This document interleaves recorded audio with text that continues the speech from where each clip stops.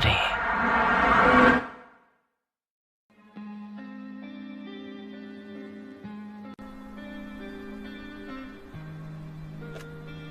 Actually, we just got back from our trip.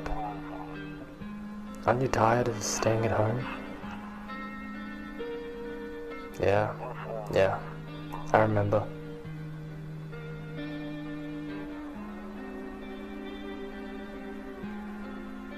We went to the beach, but it was way too hot yesterday, so we took off early.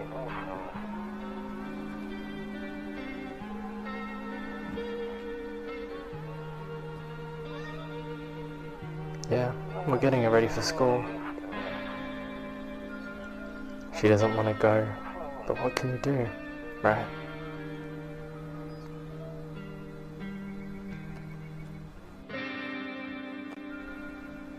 Alright, I'll drop by later tonight. Okay, talk to you later. Bye.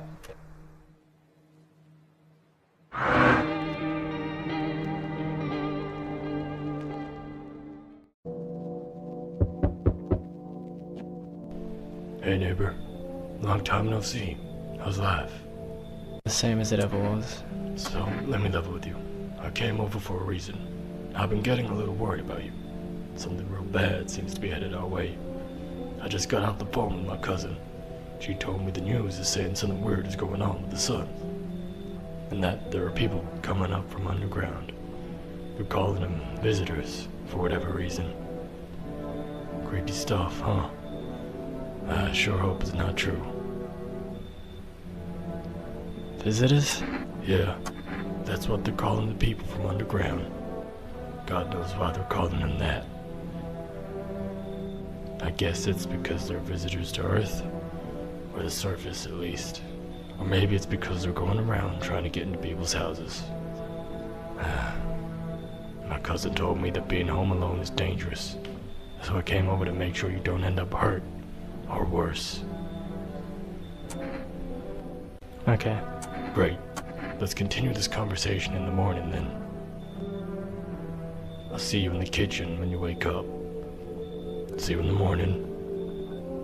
Your neighbor enters your house as you take a step back from the peephole. Seems like no one's coming tonight. You take a look out of your window. A few drunkards lay sprawled out on the street. They're lying on the cold, hard ground and appear to be fast asleep. Things are good for them right now. You take a step back from the window. You see a second one down the hall and decide to check out that one too. A skinny dog is standing on the footpath that runs through the field. It's looking around mournfully, perhaps trying to find some food. A third and final window can be seen at the end of the hall. Taking a peek out of this one, you see your neighbor's house standing alone in the hayfield. There's no light in the windows. Looks like his family is asleep. It's a calm contrast to what your neighbor just said. Such dangers await, but the world hasn't noticed yet. Next to the window is your bedroom. You decide to lay rest for the night.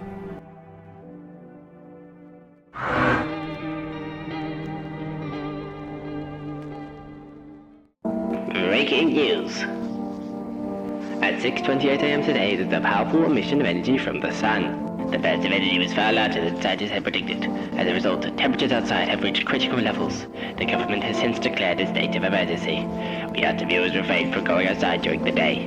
Up next, something lighter. Well, after this news broadcast, you can actually click on the TV again. You see ballerinas dancing gracefully, crossing the stage in strong but delicate leaps. Despite the elegance, the dance evokes anxious thoughts. If only someone could explain what's going on. In Russia, they would actually play Swan Lake during deaths of political leaders or the failed coup attempt of 1991. For a citizen, seeing a looped video of Swan Lake means something big is happening. Something scary. It could be done to censor the media. Perhaps the soothing dance could distract the masses from what is really happening. It might mitigate some things in real life. But in this game, there's no avoidance. Whatever will happen, you will know, because it will probably happen to you. After watching today's broadcast, you can now explore your room. The window on the far side is interactable, but clicking on it tells you this. Nope, I don't look that way. Not anymore. The wardrobe on the far side of your bed is also interactable, but it says this: I hate sleeping by the nightstand. Too many bad memories. It's pretty clear that your character's been through something traumatic, something to the point where he just doesn't want to interact with the right side of his room. Leaving your room, you notice that your hallway is now nicely lit. You can look out the window, but I'm afraid looking out right now would make me go blind. it's pretty clear the sun's activity really is increasing like your neighbour said. Checking the next room, the office, there's many paintings on the walls. You can interact with one of a lady, up in the top left. You think to yourself, honestly, I'm better off being alone. You can even talk out loud to yourself. There's also a stack of newspapers on the table in front of the sofa. Interacting with this says, one of these magazines where you gotta find a certain person in the crowd. Must be annoying. Wish people would just leave me alone already. It seems your isolation is intentional. The reason you don't see people is because you don't want to. You enjoy being alone. The next room you can check is the hall. The hall has a toy in the top cabinet shelf. Toto, pretty much the only toy I had as a kid. Well, except for the sticks we used to whack the grass. Above the couch is a cross that you can interact with. Don't get why it's not in the corner. I thought that was the rule. Then again, Dad never gave a damn about the rules. Leaving this room, you see a door at the end of the hallway. Behind it is the storage room. Inside the storage room, boxes line the shelves. Even a printer at the bottom, but at the top middle, there are 2 boxes you can interact with. He said back then, when I'm gone, you decide if you want to open that box or not. Been deciding for 15 years, still can't make up my mind. It appears there's still some more secrets about your character to learn. Behind you is the bathroom. In the bathroom there's only one thing you can interact with, window to another room. People used to do that to save electricity, so the light from one room fills another. Then they sealed it up, but only on one side. Leaving the bathroom, you can check the entryway, which we were just at last night. Behind you is the phone, but you can't use that, and a picture of a lady, someone you don't recognize. Going back through the hallway, you see a poster which says loneliness and isolation, and has a house and an empty cliff face.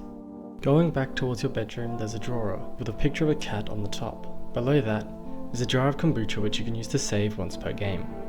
Above the books is a radio which you can use. Picking up the radio, it gives you instructions on how to catch a signal. You decide to try and catch one. Hello, this is Emergency Services Dispatch. How can I help you? People, they're burning. Can you describe what you're seeing? Is there a fire? No, it's the sun. They're burning up in the sun. Do not leave the house until dark. No, that guy haunts the streets at night. The pale one. He's not human.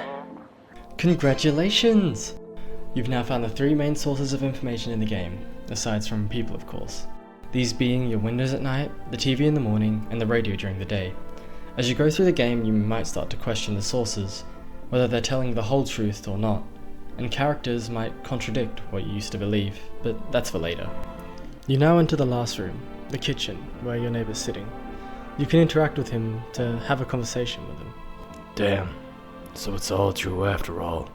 Well then, everything I said makes sense. Don't go outside during the day. You have to remember to let other people in. Your character prefers to be alone, so the only natural response is, why would I let strangers into my house? I know you prefer to keep your distance from people, but you have to. Because it doesn't know for sure why we can't just bunker down by ourselves. But she mentioned that if anyone comes and asks if you're alone, say no, and tell them someone's in the house with you. I hate dealing with people. I know, it won't be easy for you, but you have no choice. Might be the only thing that keeps you alive. And who knows, they might even bring something useful or share some interesting information. Don't forget to test them for signs of being a visitor. You won't have much energy during the day with this heat. So choose who you want to test carefully. You'll have to take a real close look. It's strenuous, draining work. But don't worry about chatting with people. That won't take up any energy. So talk as much as you like. And be sure to look out your windows. TV's great and all, but there's no better source of info than your own 2 eyes. Well, then what? I'm afraid all we can do now is try to survive. I hope this nightmare ends soon. I'm sure the government will help us somehow. Maybe they'll lead everyone to shelter or something like that. If they do, stick together with me and my family. Alright, that's it for me. Alright, almost forgot. I'm heading back home tomorrow night. Write down my number. They just set up a line over there. 242-252. We'll keep in touch on the phone. Okay now, that's really it. Crack a beer and get some sleep. Afterwards, you can now check the fridge to crack a beer, and ew, what is that? Kill it. Cracking a beer sets your energy to 0, allowing you to head to sleep, preparing yourself for night 1.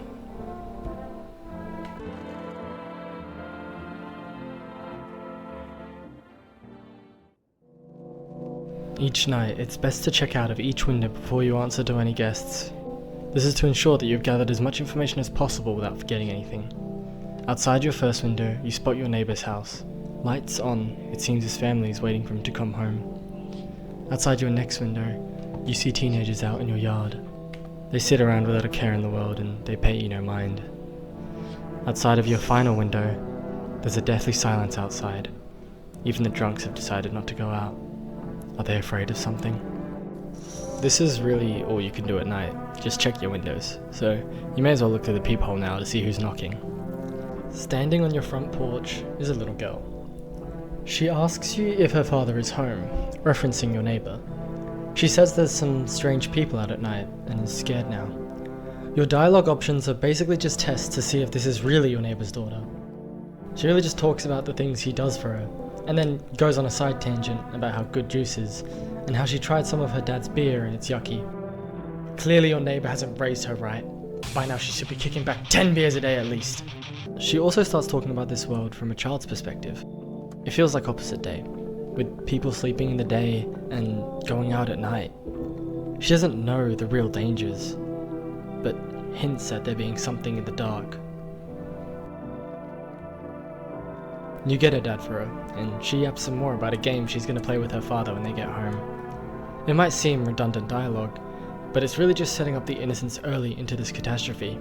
Even the sight from your windows really isn't anything terrifying, with only the third window having somewhat of a creepy sight.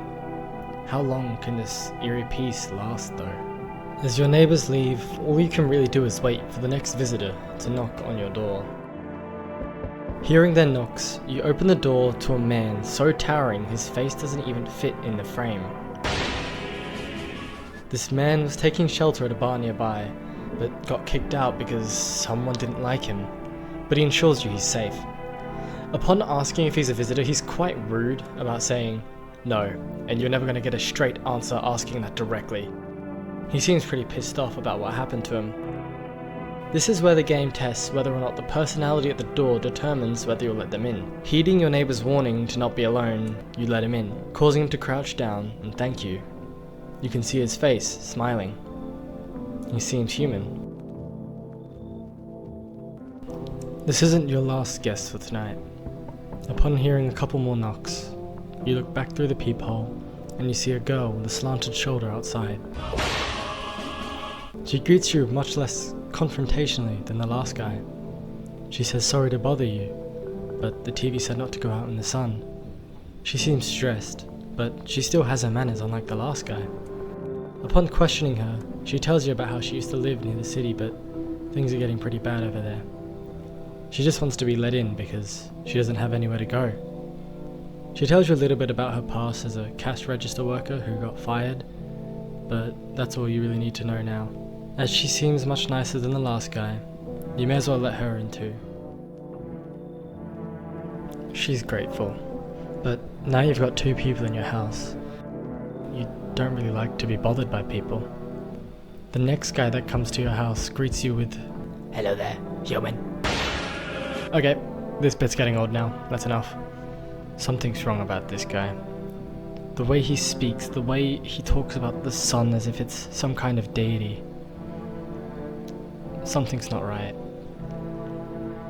He shouts at you about the sun's power and how it's cleansing us of sin.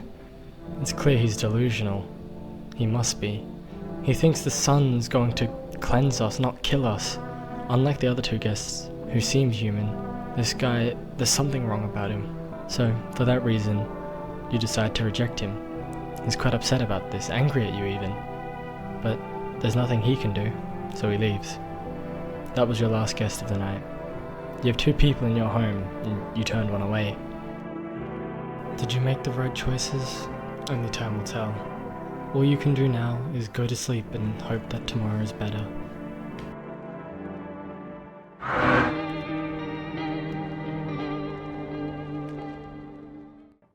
Good afternoon, here's the news.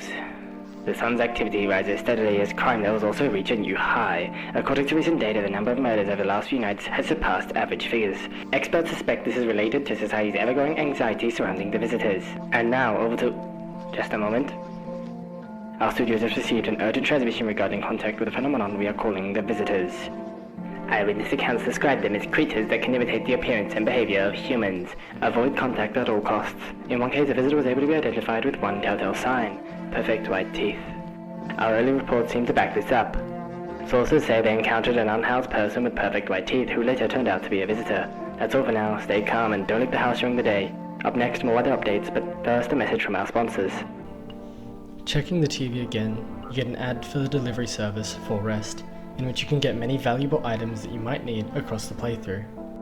After this ad is the weather, in which the weatherman basically just tells you about the consequences of the rising temperatures. There's increased UV rays and you could even get 3rd-degree burns just from going outside. Things are getting crazier by the day. Coming out of your bedroom, you check the radio. And now for our new program, Yes, I'm a Human. It's simple. You send in your photos, and we'll check what you really are. Just send us your photos to us by email to yesiam@humanverification.agency, and we will handle the rest. But please don't send anything other than the eyes, teeth, and fingernails. We will not accept anything else. There's a lot of useful information we get from both the TV and the radio today. The TV tells us our first sign of identifying visitors, introducing us to the gameplay mechanic of this game, in which you have to check every guest you let in every day to make sure they don't have the signs fitting a visitor. Something interesting about the radio was that the email it gives you is a real address you can actually send emails to, in which you'll be thoroughly examined and sent to FEMA to add provided information to their database. In the meantime, they want you to register for the Civil Protection Kit. Following this email exchange, you might be questioning, what is FEMA? Who are they talking about? Because we don't know who they are yet. Checking the hall, we can now see the tall man is sitting on the edge of the sofa. We can interact with him and talk with him. He tells us more about what happened in the bar, why he got angry at everyone the way he did. He stood up on the table and told them to stop blaming everything but yourselves. He's content with their sadness but not with their madness. Hey! Your other dialogue option apart from talking to him is testing. It brings up a menu allowing you to check his teeth. He questions this. You check his teeth. They look alright. Maybe not perfect white. He's not very happy with your tests. He's pretty adamant about the fact that he's not a visitor. Going to the storage room, you can now see the cashier girl slumped down on the ground. Talking to her, she just tells you about how she lost her job, and on the way home, she noticed a couple pairs of boots outside of her home.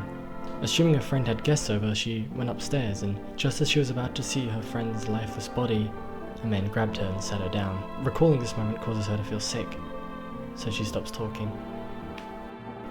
Checking the cashier girl, she mentions going to the dentist before, but she can't remember ever going, chalking it up to nervousness. When you check her teeth, sure enough, they're perfect and white.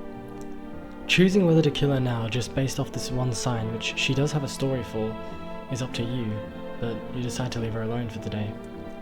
Going over to your phone, you decide to also check up on your neighbour.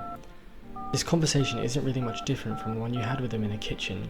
However, he does have a bit of dialogue that is very interesting based on what you just saw. Maybe they just went to the dentist before everything went to hell. It's entirely plausible that the cashier girl just is a human with nice teeth. This is bringing into question whether these signs are a be-all end-all or just things that normal humans can have. You'll have to wait for more news broadcasts to discern that for yourself. Another thing you can do on the phone is order from Forest Delivery, where you can order Energica or coffee. You decide to order the Energica. It'll come by tomorrow night. With your energy exhausted from testing your guests, all you can do now is head back to your room and go to bed to see what the next night holds.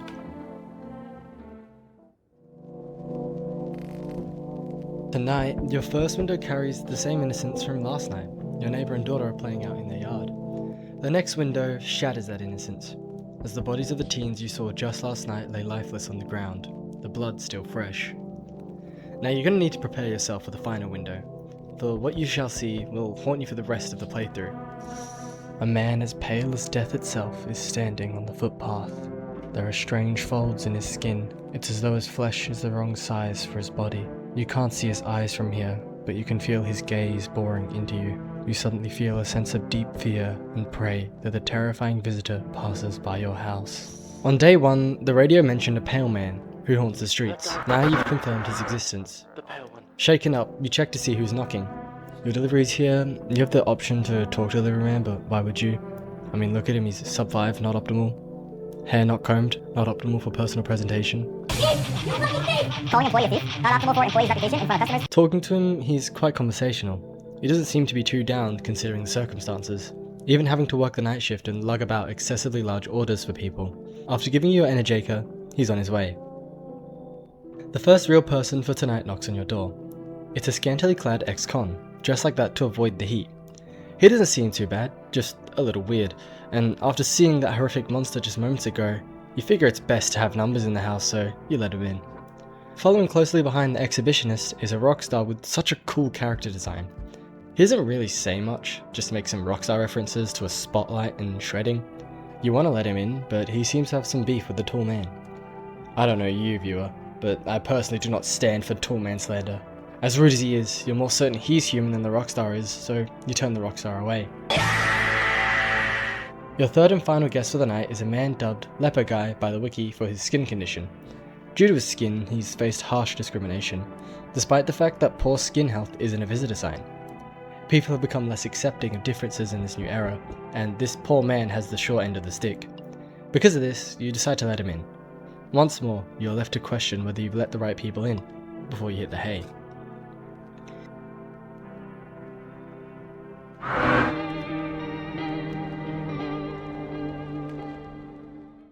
In the morning, you get the message. It smells like someone died tonight. The news introduces a new organization called FEMA to combat the visitors. Today's news sign is dirt under the fingernails as visitors supposedly called from underground, something your neighbor also mentioned. After the news broadcast is an ad for FEMA, claiming they're going to protect us from the visitor invasion with a lovely buddy-buddy image to pair. You also get the number to call them, 000451. The final broadcast of today is of the Pale Maniac, perhaps the same one you saw last night. The victims of the Pale Maniac were all alone, and he would talk to them before committing the murder. What you see on the screen is a sketch, and he's alleged to sometimes wear the skin of a different person. The news instructs you to never tell him you are alone. The thought of the Pale Man showing up at your door sends shivers down your spine.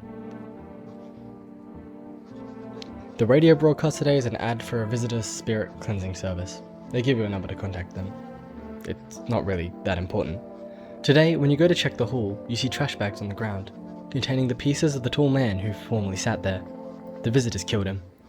The thought fills you with fear. You rush into the kitchen and see both new residents. Instantly, you check the leper guy. His teeth are perfectly white. You're not taking any chances. Not after what just happened. You raise your gun. The music changes, danger fills the air. In one decisive shot, you blow his head clean off. The fact his corpse remains means you shot correctly. If it had been wrong, it would have been in the same trash bags as the tall man. Your next bit of energy goes to testing the ex-con. You check his hands and they're clean. Recalling you have Energiaker in the fridge, you drink one so that you can test the cashier girl to ensure that she too isn't a visitor. First, you ask her more about her story. Apparently the guy who sat her down had another friend, who blocked her escape. They started touching her, first her arms then her shoulders. She could hear other voices coming from her room, like there was a whole crowd in there. At some point, they weren't paying attention to her and she bolted, ran until she passed out. You can question her about why the sun didn't boil her up. This causes her to realize she can't remember fully what happened, even though it should have been clear in her mind. She remembers passing out all through the night and then she pleads with you to tell her she's not a visitor. You don't know. This makes her even more stressed and she sits back down again. This conversation makes you even more suspicious, leading to checking her hands, and sure enough, There's dirt under the fingernails. Even she's confused on how it's there. Although she was nice to you, she's not human, so she has to go.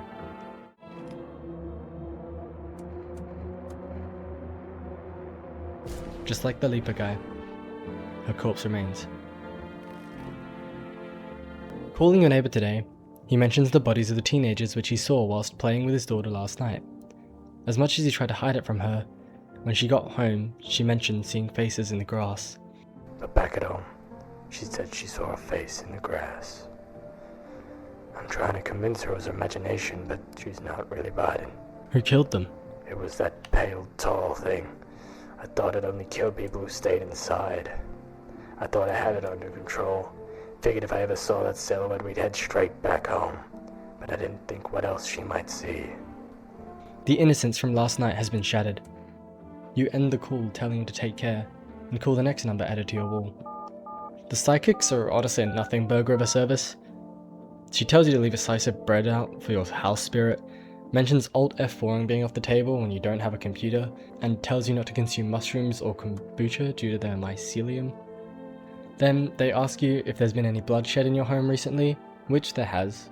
The tall man died and both visitors who you just eliminated have been shot.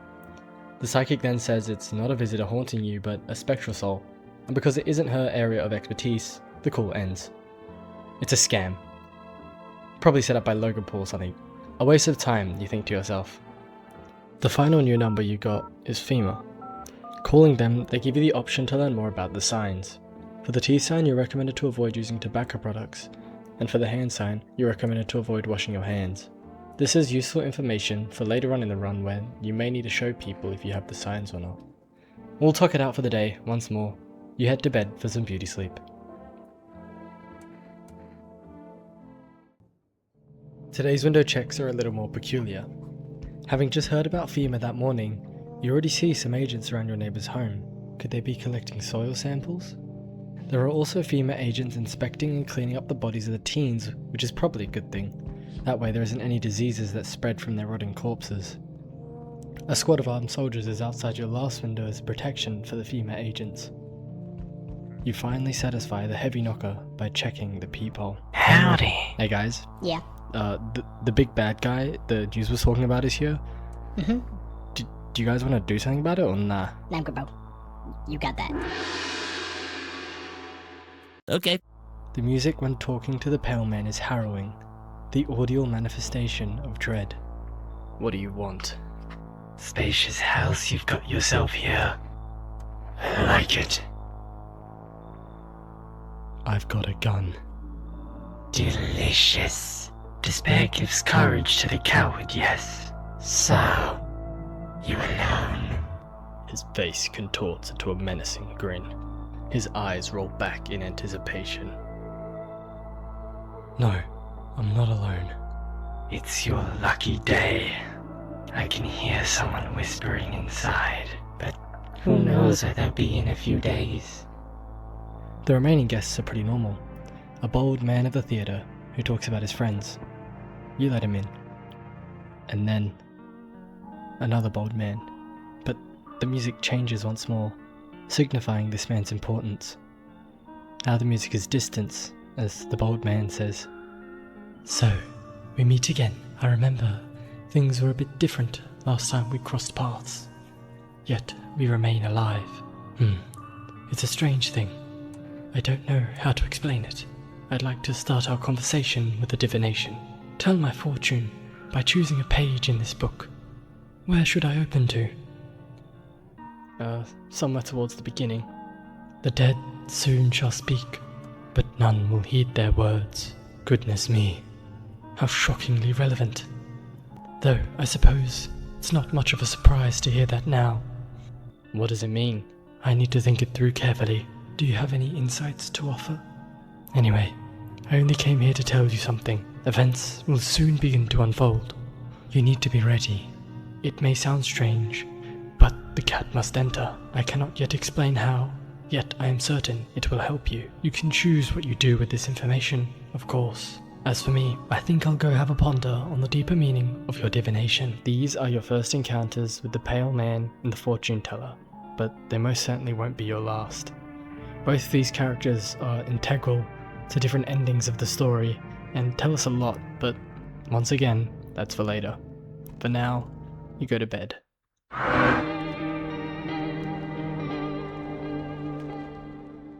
On today's news broadcast, FEMA has already identified a new sign for the visitors: bloodshot red eyes. Up next is an ad for and then another FEMA promotional video, which leaves a couple questions in your head about the organization. The radio broadcast today is having a special guest on, a researcher who will reveal the truth about the visitors. However, his documents were stolen and he couldn't show up. The ex-con's dialogue is a bit annoying. He just hints that he thinks you're a visitor for wearing a sweater in this heat, but he did save you last night by being in your home, so you decide to prioritize testing the theatre man. You can ask the theatre man about his friends, but he goes on a side tangent about the harsh life of theatre and being broke. Shaking his hands, they're clean, but he has some pretty nasty cuts on them. His eye has a weird dark spot on the iris under the pupil, but no redness. He seems human too, so you leave him for now. Calling your neighbour today, he talks about how FEMA came to his door and took someone. When he was in your kitchen, he had faith in the government that they would help us. But after the interaction last night, he's starting to question their intentions. Finishing the conversation with him, he has a very heartfelt message for you. Thanks. Never thought we'd end up living through interesting times. The sun, the visitors, and now FEMA. So many questions and not a single damn answer. Neighbor, I need to ask something of you. If something happens to me, promise me you'll look after my daughter. I promise. Thank you, neighbor. I knew I could count on you.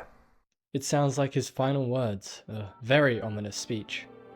By the way, you can only call Forest once every 3 days due to the high demand. They only log one of your orders at a time over a certain time span, and numbers like the psychics are one-off encounters and cannot be called again. With your final bit of energy, you test the ex-con's eyes. Fully red, but he explains it was the sun.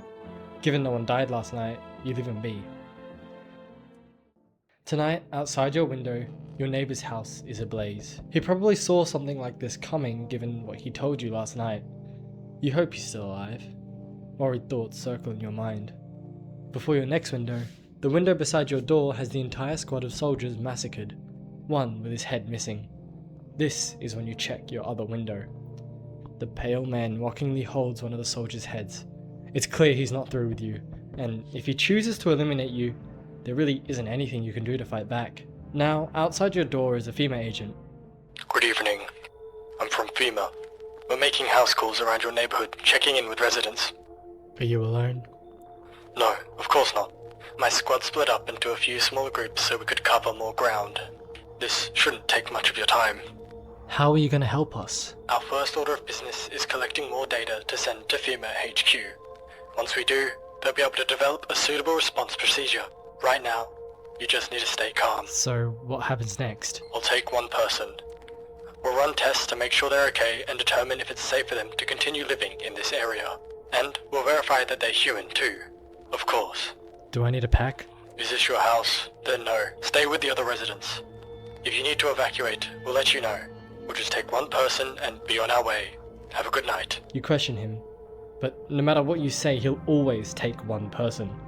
Thankfully, he takes the ex-con who was pretty rude and had bad eyes. Your next normal guest is the punk girl, who glazes you a little for fighting back. I don't know, man. You let her in. Your next guest is your neighbor's daughter. She's crying. She says visitors came in and killed her father. Now her house is on fire. You made a promise to your neighbor. You let her in. Just a couple nights ago, you were watching her and her father play on the lawn. Things are getting worse, and this is only the start. Your final guest is a very strange looking lady holding a cat. The prophetic man last night told you to let the cat in, and as suspicious as this lady is, do you know the bald man? Too many questions. Yes, I know. How will I help you? The man seemed to know more than he let on, so you let her in too. You now head to bed and pray no one passes tonight.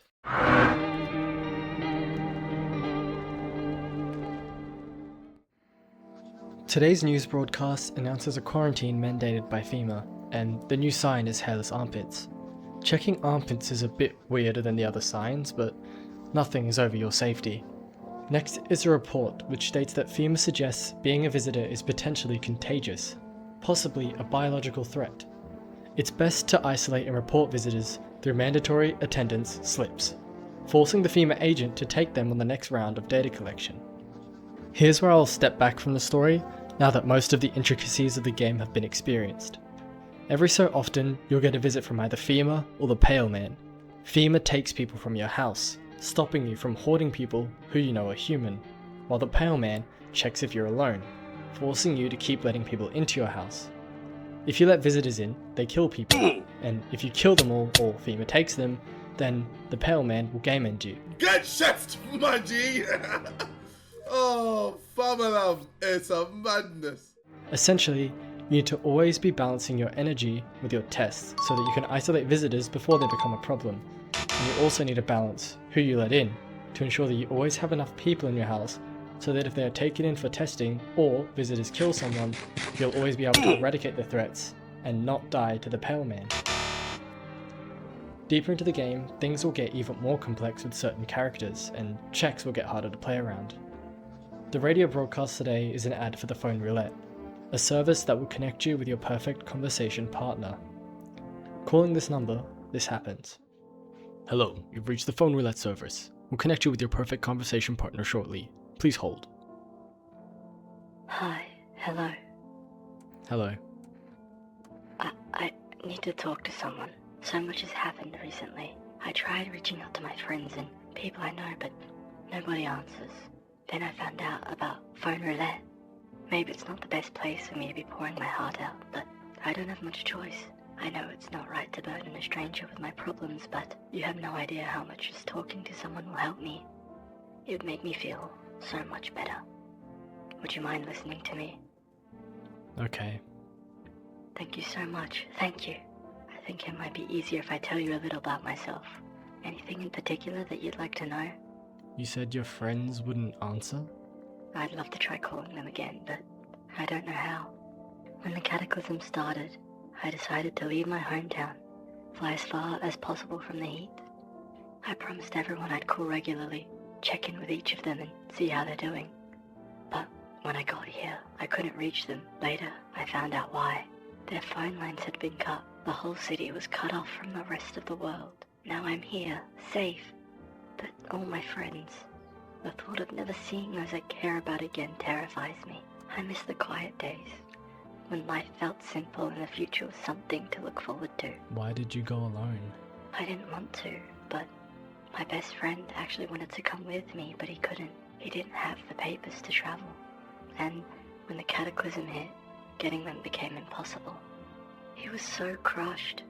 He regretted not getting them sooner. I wanted to help him, but I don't know how.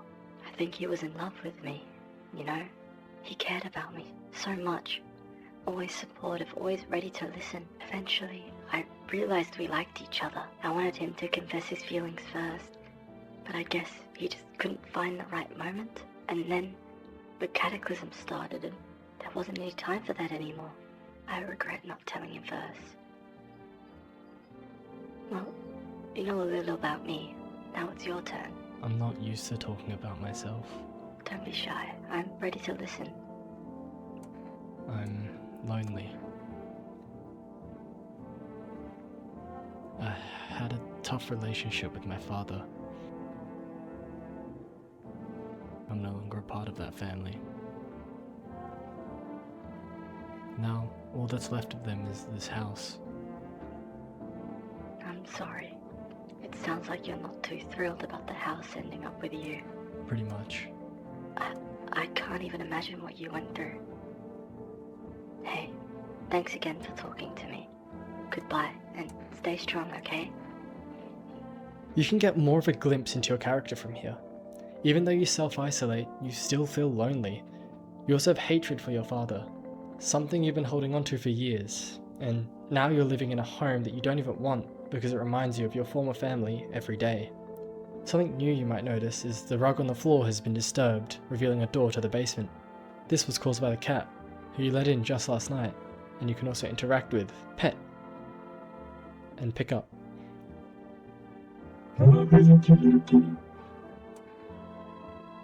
The basement is the only room in the house you can walk around in. You have a lot of potatoes, a small pocket at the end full of dirt, and some more rations down there, but there's nothing you can interact with just yet. Finally, it's time to check on your guests. In the hall is the creepy looking lady. Getting a bad vibe from her, you instantly check her eyes. They're about as red as can be. Obviously you game enter. She yammers about this she being as if there really is greater powers at play other than the bald man, but she seems indifferent to death. Another corpse rests. You then talk to the punk girl and decide to try out the new test, armpits, a test she flat out refuses to let you do. In her dialogue, she elaborates on why she was glazing you last night, because in the apocalypse she admires the people that don't become perpetual victims or give in to their animalistic instincts. People like her and you, they try to survive, keeping their humanity with them until the end. Your neighbour's poor daughter stands in the kitchen. She tries to talk more about what happened to her father, but she ends up bursting into uncontrollable hysterics. You probably shouldn't test her. Her eyes would be red from crying, her hands dirty from playing outside, and her armpits clean from being a child. These tests really don't seem to be the best indicators, but it's all you really have. The theatre guide tells you more about his friends, apologising for being sidetracked the days prior. He says he celebrated his birthdays with such large swaths of people. It was amazing. But he realised they weren't really his friends. He says he made a list and figured out who to kick to the curb. You do your last check on his armpits and see something you probably wouldn't ever want to see in your lifetime. Fungal growth in the underarm area. Ugh. Trying to call your neighbour today results in an invalid call. Finally, you set in your order for Forest, 2 cans of cat food for your new kitty, and head to sleep. From this point forward, I'll only run through important events and tell you some stories of interesting characters while covering the days and new info. Tonight's window check is your neighbour's house in ruins, with the Aurora Borealis above it. Could that mean something? Window 2, the soldier's head has been placed on a stake. Outside, the skin burned off in the sun. Intimidation. Window 3, FEMA agents are examining the site of the massacre. They have more body bags this time. Straight away, you're greeted by FEMA. Good evening. I'm with FEMA. We're running a routine inspection in your neighborhood. Don't worry, it won't take too long. What about the last inspection? The results were inconclusive. To study the sun's effect more thoroughly, we'll need to take someone else from your household. I'm not interested in his tests. You misunderstand. This is not a choice. One way or another, this is happening. The sooner you cooperate, the sooner it will all be over. If you are unable to immediately transfer a suspected visitor to a quarantine zone, issue them a mandatory appearance slip. He takes another, but gives you a FEMA attendance slip, so you can now choose who gets taken next time. Following right up FEMA's ass is the Pale Man. So, you're still holed up here, I see. What do you think of that guy, the one in the suit? I don't know how to feel about him. Why feel at all? Everything's been decided for us. A blessing. What did you say? Or do you want to fix it all by yourself? I'm doing what I can. And what exactly can you do? Can you ward off death? Stop the floods, the fires, the decay. The only thing you can stop is a heartbeat. So, you alone? I'm not alone. Still scrambling to survive in this new world, are we? Why? Dogs rule the world now, and only dogs survive here. Do you understand what I mean, yes? Things will never go back to the way they were. Life change. You're falling out of rhythm. Next time we meet, things will be interesting. Right up the Pale Man's ass is the Prophetic Man. Wonderful. The cat's with you. What to do with the one who brought it is for you to decide. How did you know about the cat? I see further than most. A gift I was given. I don't see all, but you. I know what awaits further down the path you walk. Something terrible comes to meet you. You are not the cause, yet you will feel its touch all the same. Perhaps they'll mention it on the radio. Will you listen? What's gonna happen? I can't say more. I have already said too much. Treat this as advice if you wish, but for 2 days yonder, testing portends doom. When I first came here, I felt something strange. Now the feeling has subsided somewhat. I think we are on the right path. I hope to see you again soon. Your next non-guest encounter is your delivery. He seems upbeat, like prior. Still smiling, though he opens up that he's basically alone out here in the apocalypse. Doing these deliveries takes his mind off everything. Your next guest is a lady with the body of her dead husband on her shoulders. As she's been the only person out of the 4 other people at your door, you let her in. Your next guest is a granny, but trust me, never let her in. Bye bye, old lady.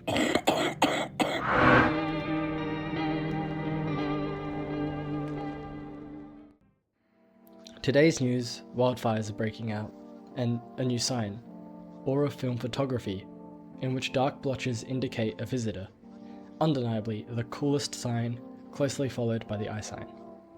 The TV is ads for aura film photography and Energeca. On the radio, there's a report of an explosion occurring in a quarantine zone. There were mass casualties, and they're requesting the burn team for body disposal, leading to the city being cordoned off for the time being. Talking with your neighbour's daughter, she holds up hope her family is somehow still alive and coming for her. She mentions seeing her father get up as she was running out of the house, which has its implications. The theatre guy tells you more about his friends, how they were slipping away from him. One fell asleep drunk outside in the night, burning in the morning sun, and another was murdered under suspect of being a visitor by some random people. The helplessness mixes with anger, breeding hate. When you try the film photography sign on him, he is a bright yellow on a blue background with a faint white figure beside him. Talking to the widow, she mourns the death of her husband, wanting nothing more than to sit by him at all times and grieve.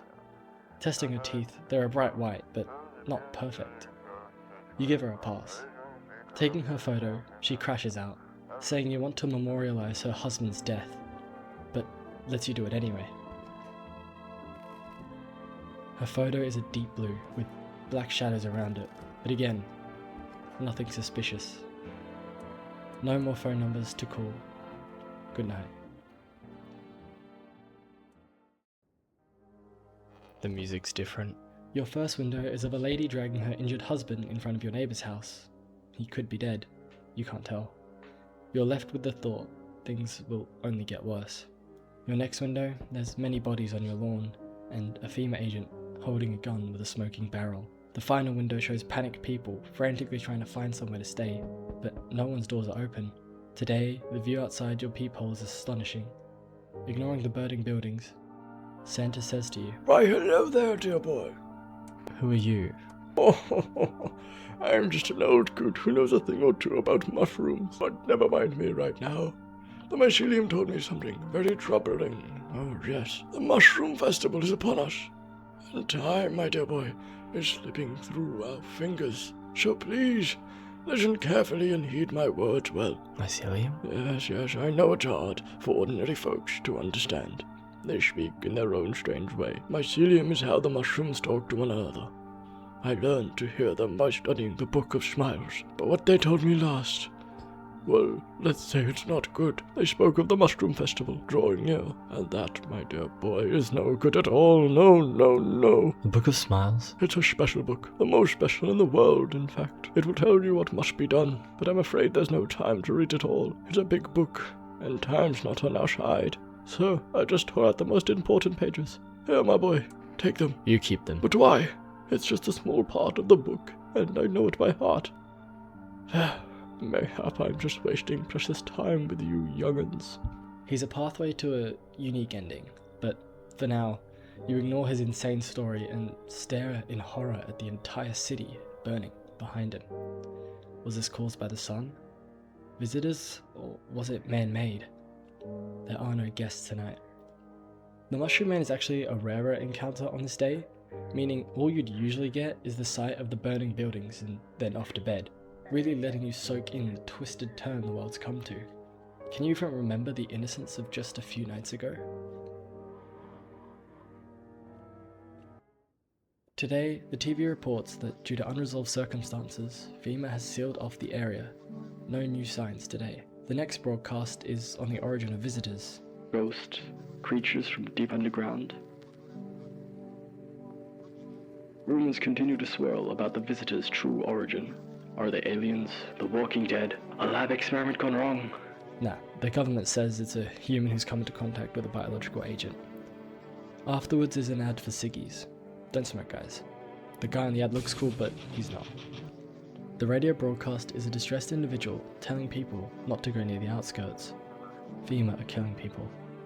The radio cuts off on a scream for help. Starting today's conversations with the girl, you tell her she needs to accept what happened. She tactfully redirects, asking you to call her friend's parents so they can watch TV together. You steer back, to try and explain to her that her father isn't coming. What did he look like last time you saw him? He was good. They hid him, so I don't remember. I'm sorry to hear about your dad. He was a good man. Too kind for this world. The girl seems to stare through you. You're afraid to move, so you just wait for something to happen. After some time, she starts wailing again. It doesn't look like there's anything you can do for her. It would be worse to let her believe a lie. She has to learn to accept reality as soon as possible. It's a harsh world now. This is where the girl's story ends. No, she doesn't die. She just has no more dialogue. You take her photo. You never tested her, but she's not going to be a visitor. Her photo is a mix of light purples and bright pinks, the colours of wonder and innocence. The theatre man opens up about his family's struggle. Being in theatre, they really couldn't afford much, and took out loans they shouldn't have. He came home one day to his mother and grandmother badly beaten. The moment two large men showed up, instead of trying to fight back or protect his family, he ran in fear, something he still regrets. You ask the widow about the circumstances of her husband's death. She doesn't want to elaborate, nor does she want to move on from it, so you leave her be. Fun fact, you can check yourself in the mirror to see if you're showing signs. You could do this for a while now, but I'm only showing you this now because it becomes important soon. Checking your teeth, they're nice and sparkly, just like a visitor. Best not smile anytime soon, though I doubt your character ever does that anyway. You go to the cat and feed it the cat food that you got last night. His little face is hard to read, but you're pretty sure he's happy. You have a strange feeling you can sleep peacefully tonight. It feels like your furry friend has shared one of its lives with you to say thanks. Who knows? Maybe death will pass your home by tonight. As a gameplay mechanic, this stops all visitors from killing for the night. A very overpowered ability, as if you're being scummy and using the wiki, you can let in almost everyone, check their guaranteed indicators, and lock down some humans easily. You decide to try console the daughter one last time, so you call her friend's parents. Hello? Hi. Would it be okay if your daughter came over to play with her friend? Our little girl, she died. We had to kill her. What? We killed her. It had to be done, believe me. Every sign matched what we were being told. My husband insisted. She was a visitor, you hear me? Every single sign was saying so. I knew her inside out. That's how I was able to notice the signs so quickly. Everything matched. As soon as I told my husband, he dealt with the visitor right away. I wanted to kill him myself at first, but eventually I realized that was never our daughter. My husband helped me understand that. Now, I only regret that we never asked the invader what she did to our little one. I'm sorry. Don't call here again. Please. The world really is getting grim. Children watching their parents getting killed. Parents killing their own children, and wives who drag the bodies of their most beloved with them. Innocents being massacred by the government, or by homeowners, or the visitors. That night, out your first window, you see a group of evicted residents around your neighbour's house, probably looking for some safety. Your next window is of a crazed man with a necklace of teeth and a rifle. The final window has a hanging man, holding a sign saying, "You took everything from me." Likely talking about FEMA. Up at your door is a grizzly old man who lived out in the forest but figured it'd be best to be around people. I'll go into later the real reason why he moved away, but for now don't worry about him. Your next guest is a man with no eyes. He saw something so horrific, so haunting, that he ripped his own eyes out so they would never see it again. He describes a being, it, which consumed blackened bodies and is far more imposing than any visitor that could exist. Something so inexplicably fear-inspiring that this man has been permanently traumatized. You let him in, kicking out the grizzly man who you just let in to do so. Your final guest of the night is a fireman who got caught in the morning sun whilst putting out bushfires with his crew. He's the last survivor, using the smoke as a cover to get out of the heat.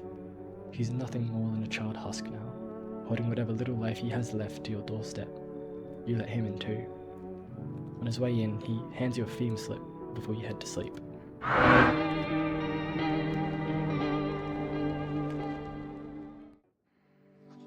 This morning, the news talks about an attack on one of the quarantine zones from an armed individual.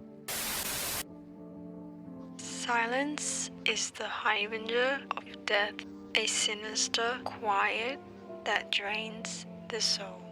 But worse than the emptiness is the ringing, a distant funeral knell growing ever louder. The bells toll for us all, filling our ears with endless din, filthy thoughts caught in webs of wax, an infernal nest where visitors thrive, tangle deep in sticky sustenance. Saruman in abundance, Saruman in abundance, Saruman in abundance. It's a very strange broadcast, revealing an ear sign, but one I wouldn't blame you for questioning. However, nothing is said about it. Up next is an extension on the report of the attack, claiming it could potentially be a group, and also that corpse disposal has been suspended, but if you can, burn the bodies of the deceased. This is where things get interesting, as the radio broadcast directly contradicts the news for the first time. It claims that those aren't the ones who attacked the quarantine zone, and then continues saying what it actually wasn't human. The second time in a short period, you've heard someone refer to an it being. Instantly, you connect the dots and talk to the eyeless man. You ask him what he saw, but he wishes not to subject you to what you couldn't imagine. He talks about seeing it in his dreams often. You check his eyes.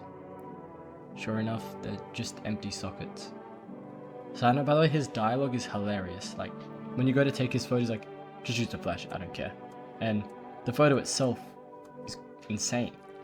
Bright red dots where his eyes used to be. And then he's like, "You won't even show me how it turns out?" He's got a good character. The fireman tells you he might not make a week, but thanks you, regretting leaving his crew behind to die in a stranger's house instead of with them. You take the fireman's photo.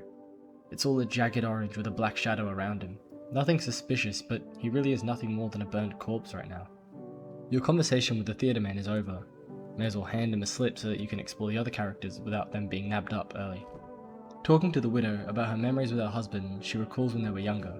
He played a song, so beautifully, which entranced the widow. When her friends wanted him to play more, he quickly up and left. I found out later that he's only learned that one single song to impress me.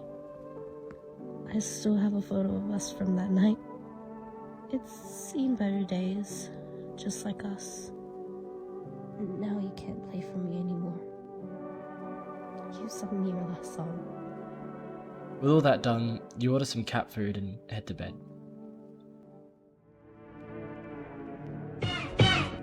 Boom. The evicted residents have settled in your neighbor's basement.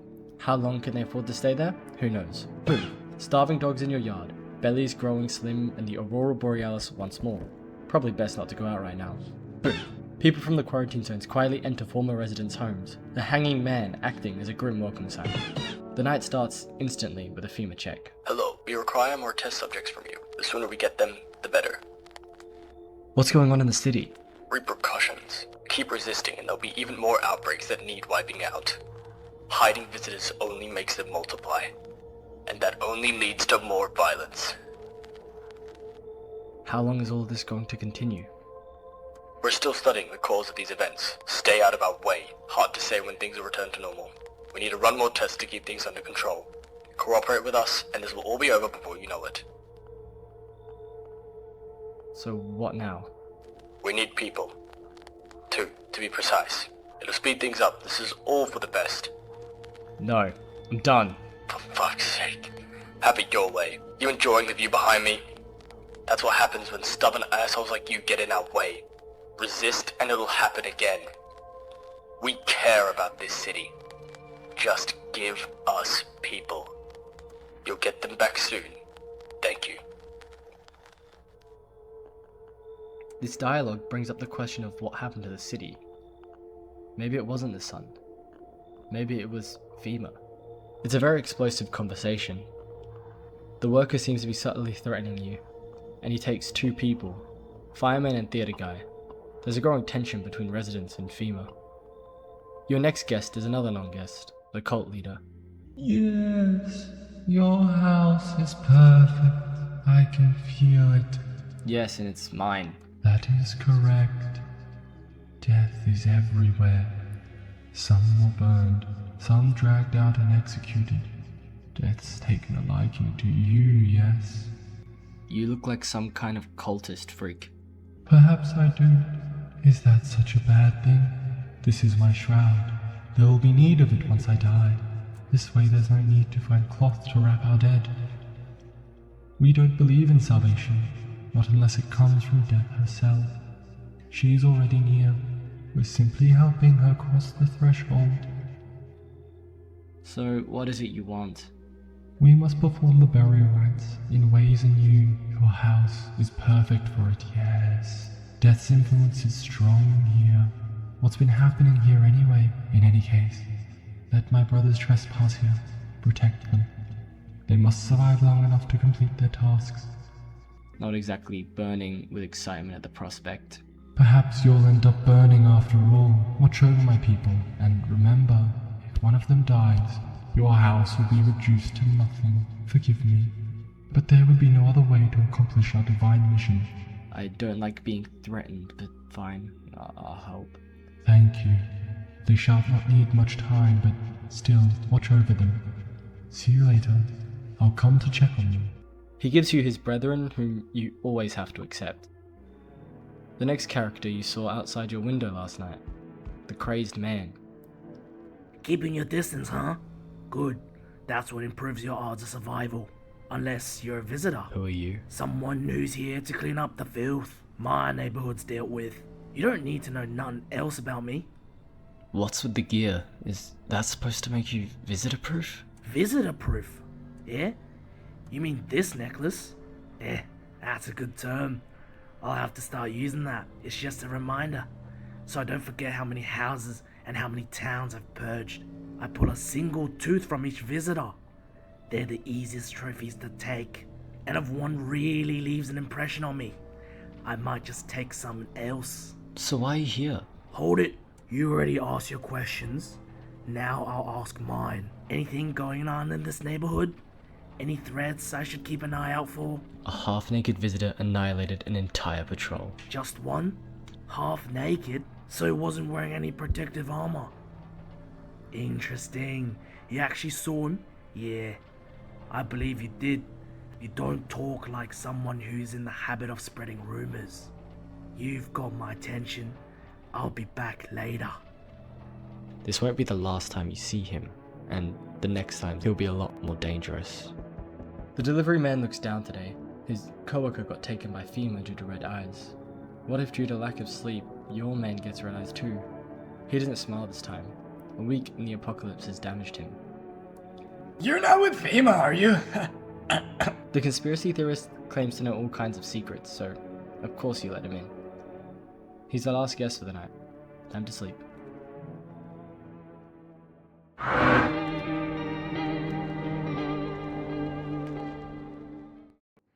The news today is a hint of FEMA glaze and a new sign of bleeding gums, followed up by a report on a dangerous cult. You were told of the charges against them, including ritual sacrifice and potential ties to visitors, and if you're seen aiding them, you could be punished. The radio today is a broadcast from your neighbour's house. The evicted residents are in desperate need of food and are willing to house anyone who can bring it, though it's probably not a good idea to let others know of their existence. The cultists are in the office. While the leader did threaten you, you decide to give them FEMA slips. It's best not to aid them now. Given all their rituals, it's likely they'll track positively to every sign, so it's really not worth testing them. Besides, no one died last night, which would make it incredibly unlikely any of them is a visitor. Your kitchen is a party now. The blind man tells you he knows he'll never see it again, and that although he can't even see where he resides, it's difficult making his way around, and his sockets would ache if not for the meds he's on. There's comfort in not being able to see it again. However, it is also etched into his mind for eternity. You decide to check the Eeriest hands. They're clean, but there's scribbles all over them. Checking his photo, it's as though his mind has ascended. Whether that gives him and his ideas more credibility is up to you. The thing he says to you are about papers he has. One stating visitors are a government plan to bring the population, which he seems to justify, and then assume his justification is true, and therefore the idea is true. He's a strange man. Talking to the widows, her feelings of grief are mixing with anger at her husband's death, and recalling how when he got taken from the hospital to a FEMA zone, because that is a thing FEMA did, I'll go over it later, he died in the zone and she had to go out of her way to find out, only to be told, "Yeah bruv, he died lol," and not even get to see him. She snuck in, found him, rage and despair seeped together, and she's here now. There's actually other sides to the story. No exact confirmation of connection, but many of the characters in the game are linked. Checking your own armpits. You have the same disgusting growth under your arms as the theatre guy, so you wash it off. Anyway, you finally call FEMA and ask them about the ear sign, if you can remember the suspicious news broadcast from day 8. FEMA too seem confused, and don't actually give you a response. Just to confirm your suspicions, you crack the last Enerjaker and check the Eeriest's ears. Interestingly, he says that you heard the only truthful news broadcast before you check his ears for pretty much nothing. Once more, your energy's exhausted, so you head to bed. Your first window confirms your doubts about the residents revealing their location. The Vigilante holds them all at gunpoint with crazed shouting to be heard. Your second window, the dogs are dead. The Aurora Borealis gone and FEMA agents are taking notes. Out your final window, the FEMA officers have finally found the hanging man, looking like clueless detectives. The first guest of the night is the Mushroom Man, who was just a little peeved you didn't do what he wanted. Now, a tragedy is Jesus. And now a tragedy is coming.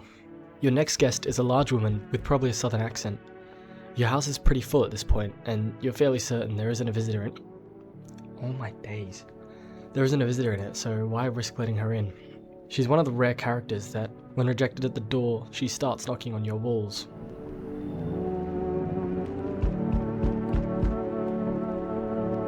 Ignoring the toxic loser, you check the peephole. Oh man, just topped him off like it was nothing! You feel that? Changes haunting you. So am I. And now one of your ilk is deathless. All because of a word. One single word. But what a word it is. You know who I mean, yes. Strange things happen around you. I don't care. Detached, are we? Don't even care anymore? Let's fix that. If there are at least 2 of us inside your house, you'll open the door for me. Can you come back later? Shame. I'll leave, for now. But before I go, let's try out that gamble. You alone? I'm not alone. Well, even we are a rare sight now, let alone your kind. Locked in their walls, change isn't the worst thing coming for you. You don't think I lead the pack, do you? There are far greater things out there. I simply follow orders. Well then, until we meet again. The next lady is the most obvious bait of this entire game. Guys, you think I'm about to fall for the oldest trick in the book? You're trying to seduce your way in, lady? You succeeded, come on in. Let's escape. Hell no! Get out! Georgie pulls up to your door next. He seems erratic and isn't very understandable. He mumbles about someone being there, but it's all wrong. And leaves. You can't let him in or anything.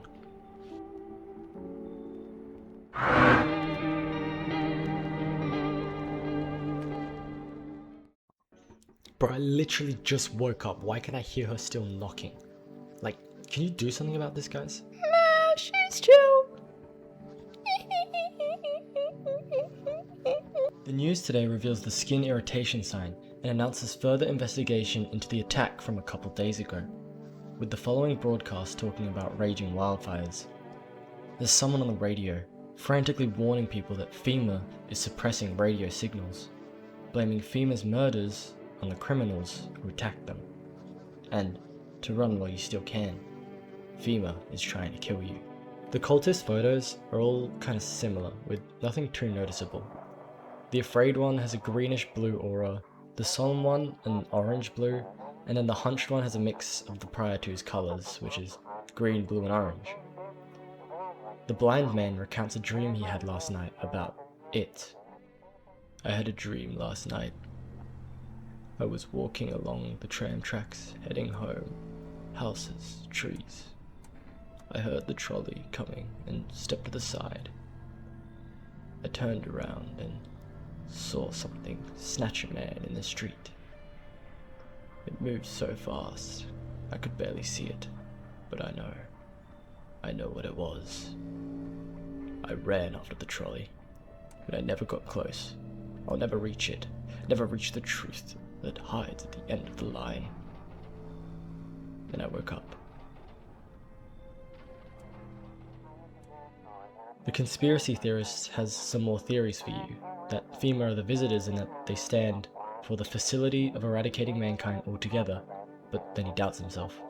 It's hard what to make of him. The widow tells you she's leaving. She wants to go home and find that old guitar. You can offer her to stay, but she doesn't want to. I just want to go home, to be back where I belong. With that she leaves, and that's her entire story. Before you head to bed, you feed the cat some cat food, and clock off. The crazed man killed them all. Every single evicted resident. Hungry dogs tear at their remains. Things really are going insane. Your next window furthers this as cultists pile wood, probably looking to start a fire. How many more innocents will die for their cause? There he is, the crazed man, with a gas can and a Molotov cocktail. Looks like he's gonna burn all the houses of people in lockdown. Hello, FEMA. We need more people. It's the only way to avoid a catastrophe. Where are the people you took? Cut the bullshit. The world is about to end. Keep playing games and we'll take everyone in this house. What the fuck is the point of your agency if nothing you're doing is working? I'm out of patience. I'm not arguing with you. Either we break down the door and clear out this whole damn rat's nest, or you hand over 2 people right now. You're not the first to try and resist us. We dealt with them. We'll deal with you too. I'm not handing over anyone else. It's like talking to a fucking wall. Here's what's gonna happen if you don't cooperate. We break down your door, take everyone. We leave you behind to die alone. So we're taking 2 people now! And then we'll be on our way. Thankfully, he takes 2 cultists, but it's clear there's only animosity between you two. Next up is, Oh, by the way, that, FEMA, like the dude in the white suit that you just saw walk past you, yeah, he's got your boys. I won't read his dialogue here, but he's just upset that you didn't take care of his flock and leaves. Even though one is technically alive, he'll state they're all dead for some reason. Who would show up next, but... I'm back. Tried to find us someone I mentioned. No luck. But I went through a few houses. This place crawling with visitors. Did FEMA give up on this town? Or just this block? How do you spot a visitor? Hell, same way you do, I'd bet. The TV and radio spelled it out for us. One sign is enough to put them down. I don't hesitate for a second. Now since I'm here, tell me, do you know a stocky guy who wears a blue denim jacket? He's got a kid. Little girl. Not sure how old. The wife? Well, fuck the wife. Only the girl made it out. Your guy's dead. Show me you're not one of them. Any part of you will do. You got a gun? Fuck if I care. We'll both go down shooting then. Show me your hands. Clean? Yeah, of fucking course they're clean. Let me tell you something. Here's a tip. The ones who look normal, they're always the first to turn. I haven't got time for this bullshit. I'll test you properly next time. This is the first time someone else has tested you. Thankfully you pass, knowing your teeth are bright white, and the Vigilante moves on.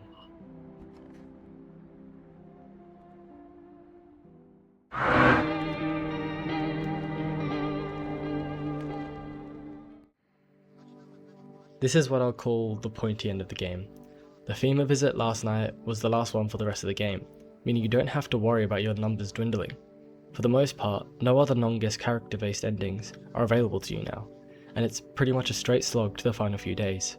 The formatting for the next few days is going to be a little different, and I'll really skim over everything except important characters and the door, and continuing the stories of characters I've been going over. Today's sign is fungal growth under the armpits, and the radio is a choppy mess saying don't burn the bodies. Remember that, it could be important. The blind man describes another dream in which it chased him, and he fumbled about until he saw it, reaching for him. The dialogue ends. The theorist tells you that maybe two pale men exist, one outside windows and one at the door because they do look different, but then says the window distorts your view or whatever. You order some cat food, crack a beer and head to sleep.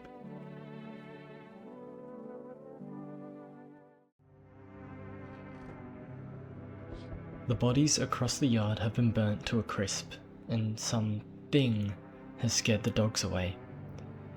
Let's be honest, it was Pyrocynical's forehead. How? No, show me. How is this receding? This is a normal hair, this is normal hairline. This is normal. That is not receding at all. That is a completely normal hairline. There is no receding there. The cultists have tied themselves around the fire pit. Looks like a ritual sacrifice. Just last week, there were teenagers chilling outside with no care in the world. In just 10 days, a fully fledged cult is preparing a ritual sacrifice for death. This is seriously insane. The Vigilante set fire to every house on the street. The dialogue box states, you'll meet the lunatic face to face. It's only a matter of time. The game is pushing towards its end. For his final appearance, the unkempt delivery man trudges to your door. He says another delivery man was killed by a homeowner when delivering his goods. Why would someone do such a thing? The delivery man did nothing wrong. He also recalls when he said being a delivery man took his mind off things. That's not true anymore. With that, he leaves. Next up is the goat! They told me this would be our last little chat. Everything is coming to an end, either by our hands or your own. What's coming to an end? Can't say. Funny how you feel nothing at all. Don't worry, we can help. Why do you keep coming here? You only just now thought to ask that. Have you considered that you were chosen? They send me for a reason, to change something. But the outcome's always the same. You'll die.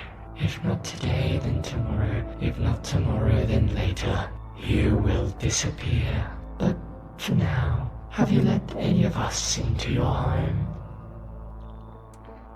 I didn't let anyone in. Why so tense? Clinging to life like that. What's left that matters?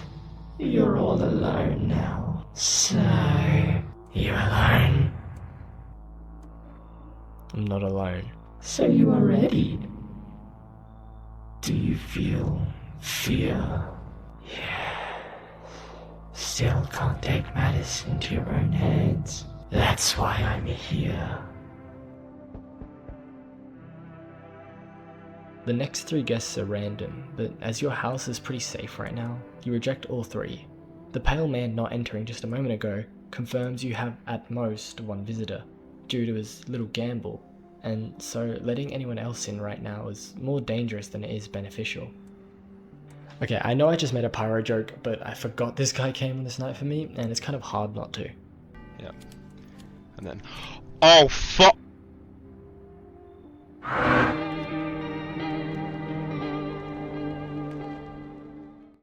The news states that radioactive materials have been mixed into the lakes, which is being evaporated and causing acid rain. The news sign is rapid pupil movement. The radio is now a signal for FEMA officers, leaving a dispatch not to burn the bodies. Repeating what you heard yesterday, but why? The blind man is particularly nihilistic now. You ask him about his dream. Yes, but I don't want to talk about it. I understand now. We're all going to die. It will tear us apart, awake or asleep. We will all burn. Nothing matters anymore. It's over. Leave me, please. He's very ominous here, but here's where I'll tell you that he is a character who is always human. This makes his story important. What he saw was a human experience, not a visitor lie. What caused him to rip his eyes out could happen to you, and the scariest part about this is that you have no idea what it was. The conspiracy theorists' main points are that whatever you believe in is right for you, but others will believe differently, and then that the visit is infected via a brain parasite, so you need to wear earplugs. We'll memory hold that information for later. There's nothing else to do really, so it's time to get some rest. The bodies are no longer scorched into the earth. What remains is a shapeless sludge, as if some being melted the skin and bones before consuming the rest. A dark sinking feeling grows in the pit of your stomach, right as you check the next window.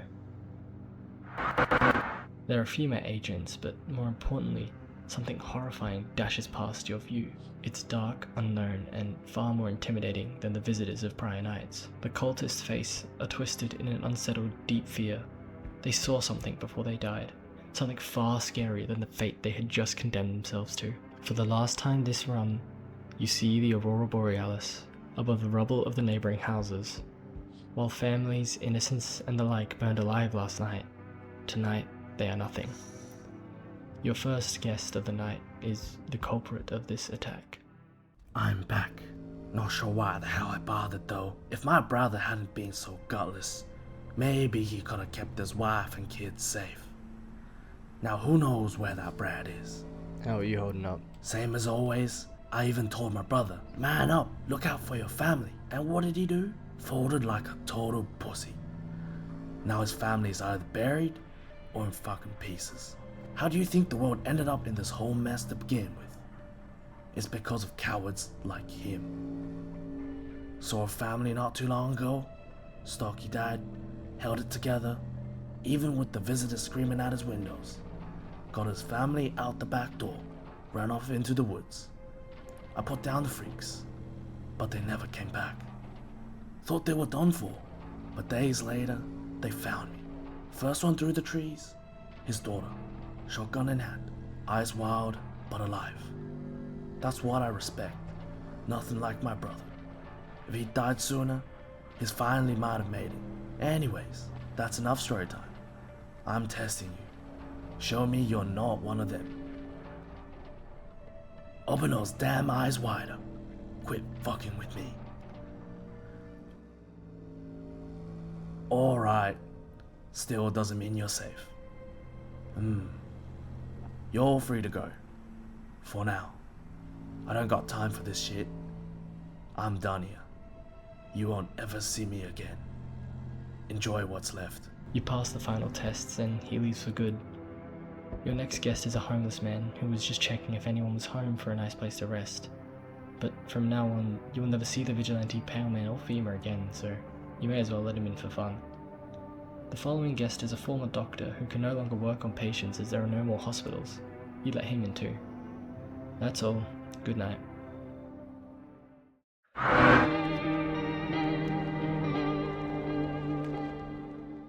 The broadcast today is the most ominous of the lot. No presenter, just a FEMA logo and an announcement. FEMA has overthrown the government. Justin from FEMA. Fugitives have broken through the citywide lockdown. We repeat, fugitives have broken through and are now at large. Barricade your windows, lock your doors, await further instructions, and stay inside.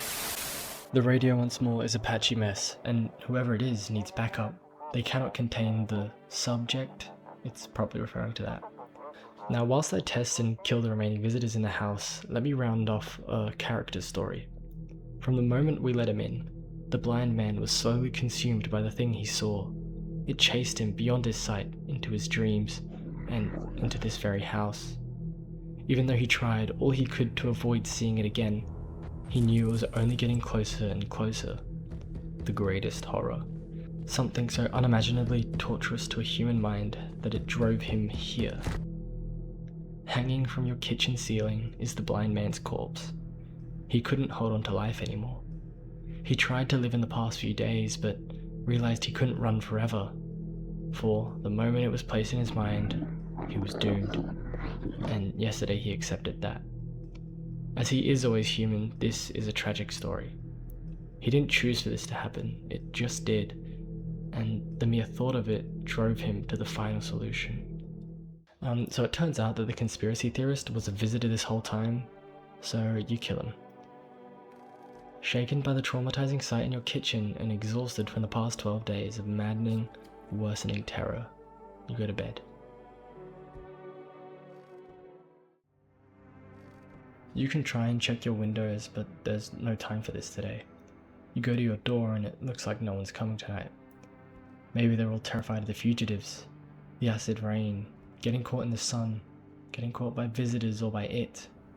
Or they could be scared of FEMA, or crazed people like the Vigilante. Whatever the reason, you go to bed.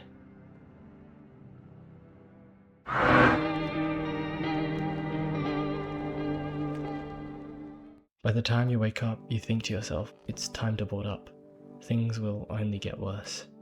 And you have to do what you need to survive. The first window. Gotta defend yourself any way you can.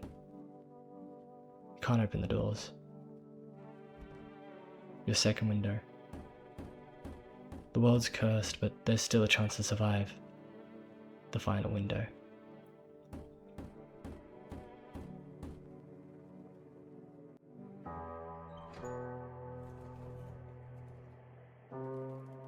You make your way down into the cellar with the other survivors. It's cooler down here, but the air still feels heavy with unease. If you ration carefully, your food stores should last for a month or two. You seal the door. No one will be able to get in now. You keep track of the days by marking the cellar wall. Waiting for the end drags on for nearly 2 months. Some hope the sun will finally burn the ground to ash or fade into darkness. Others seek the end on their own terms. Dragging out the inevitable is more painful than a swift end. No one envies the living.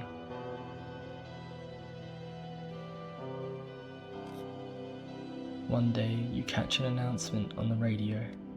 Solar activity is fading. Scientists predict that in a couple of days, it will be safe to go outside during daylight hours. You feel disappointment. You realize you'll live through this year after all, but then what? Will next summer be the last? The thought of waiting for the end is a suffocating burden. But at least one of the others seems happy.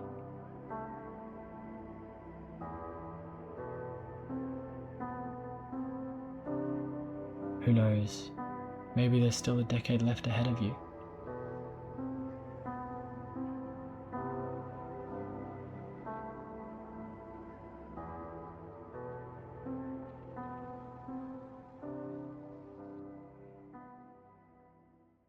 And that is what we'd call the good ending in most horror games.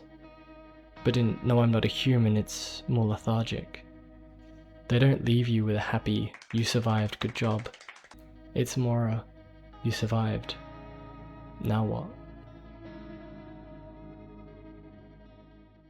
The first ending leaves a lot of questions about both incomplete plot threads and of the core mysteries of the game. All things considered, that run went incredibly smoothly. Due to both luck and playing around certain nights to avoid deaths, if you think about it, only the tall man died by visitors, and every person you killed was a visitor. A pretty flawless run. On your first night of being able to accept people, the tall man and cashier girl always show up. The tall man being rude and with an obscured face, an intimidating presence, yet he is someone who is guaranteed human, regardless of his attitude. On the flip side, the cashier girl is scared, kind and pitiable. She appears far smaller in comparison to the tall man and seems to pose no threat, yet she is always a visitor. Other characters who I got very lucky with, such as the widowed woman and the blind man, are always human. And the fireman daughter, who are set encounters and show up at the same point in every run, are also both human. This makes it even easier to avoid deaths, as visitors only kill someone when there are at least two of them, as visitors strike when they are the majority. A 2-on-1 is easy, or for the pale man a 1-on-1. Some people I didn't let in, such as the old lady and the character dubbed Big Mama, are always visitors. Most of the other casts are random and require testing to determine their alignment. But the thing about the tests is that they're kind of bullshit. When we look at the cashier girl's signs, she tracks positively to nearly every single one, including the suspicious ear sign, in which there's a bug in her ear, so that makes sense. Now let's look at this character, the taxi driver, who can be either of them, human or visitor. Considering the top half is his visitor signs and the bottom is his humans, it makes sense, right? Clean teeth, dirty fingers, red eyes, it means a visitor. And yeah, the hair in the armpits is kinda off, especially considering the human side has no hair, but 3 differences to 1 makes it pretty clear what his visitor giveaways are. Well, actually no, his clean teeth, dirty fingers, and red eyes indicate he's human. And the visitor version of the taxi driver tests negatively to all 3 of these signs. It just makes the tests feel more and more random, as some characters even have differences in the suspicious ear sign, or show the exact same sign as the human counterpart, but have a different dialogue in response to the test. Speaking of the signs, you might be wondering about the only character in the game who tests you, the Vigilante. The Vigilante comes to your door 3 times in the mid to late game, testing you twice. If you don't prepare for this, like test yourself and see what you track positively to, there could be dire consequences, but I'll go over that later. In his dialogue with the character, we learn he purged his hometown of visitors. Whether that means he killed everyone and just assumed that they were visitors, or was truly cleaning up visitors, is up to you to contemplate. But now that he's here, he's going to clean up the filth.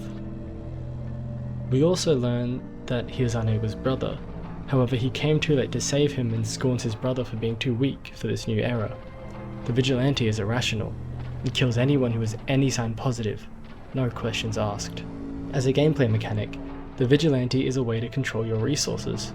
Drinking Energeika and coffee makes your eyes red and causes rapid pupil movement, so overdoing it can cause you to present the wrong sign to the Vigilante. There are certain actions you can take in the game that dirty your fingers, and your armpits will slowly grow the fungus, probably accelerated if you drink kombucha, meaning you have to check it beforehand so you can wash it. Adversely, smoking causes your white teeth to turn yellow, which in this game helps you. By the way, if you try to show him your ears, he'll say, "That's not a real check," and turn on you. Anyway, in the situation you present the wrong sign to the Vigilante, this happens. You son of a bitch. Fuck ass visitor. Thought you could trick me? Time to die, bastard. You hear a madman behind the door spitting furious words with raw aggression.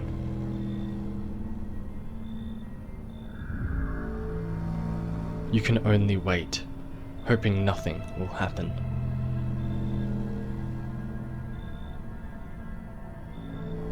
The haze of rage in the eyes of an armed man is more terrifying than any visitor.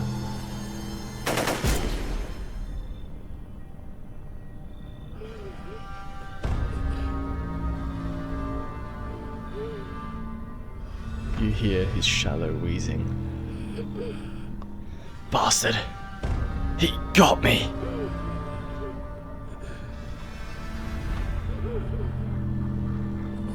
Thought he'd drag it out since I didn't go down easy. But what about the... He's gone quiet. You should probably check he's actually...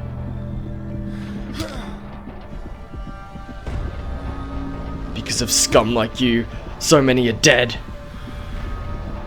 People like you killed my friend. And people like you will never let anybody live in peace. What? You think no one will fight back? These minds, damned by insanity. And now I've lost everything, but you still something left to lose. I'll crush you.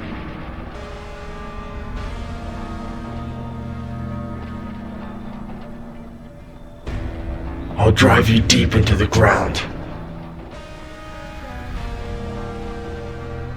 I'll drown everything in your blood. Every bastard with a weapon in their hands dies today.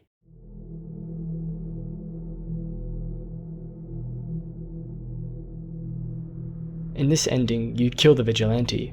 Enraged by his inhumane treatment of innocents, you lash out at every person even similar to him, until you become the feared man with the weapon. What he did took everything from you. Everyone who mattered, and so you retaliated. If you can't have anything, neither should they. You are essentially the critic of what you are to become.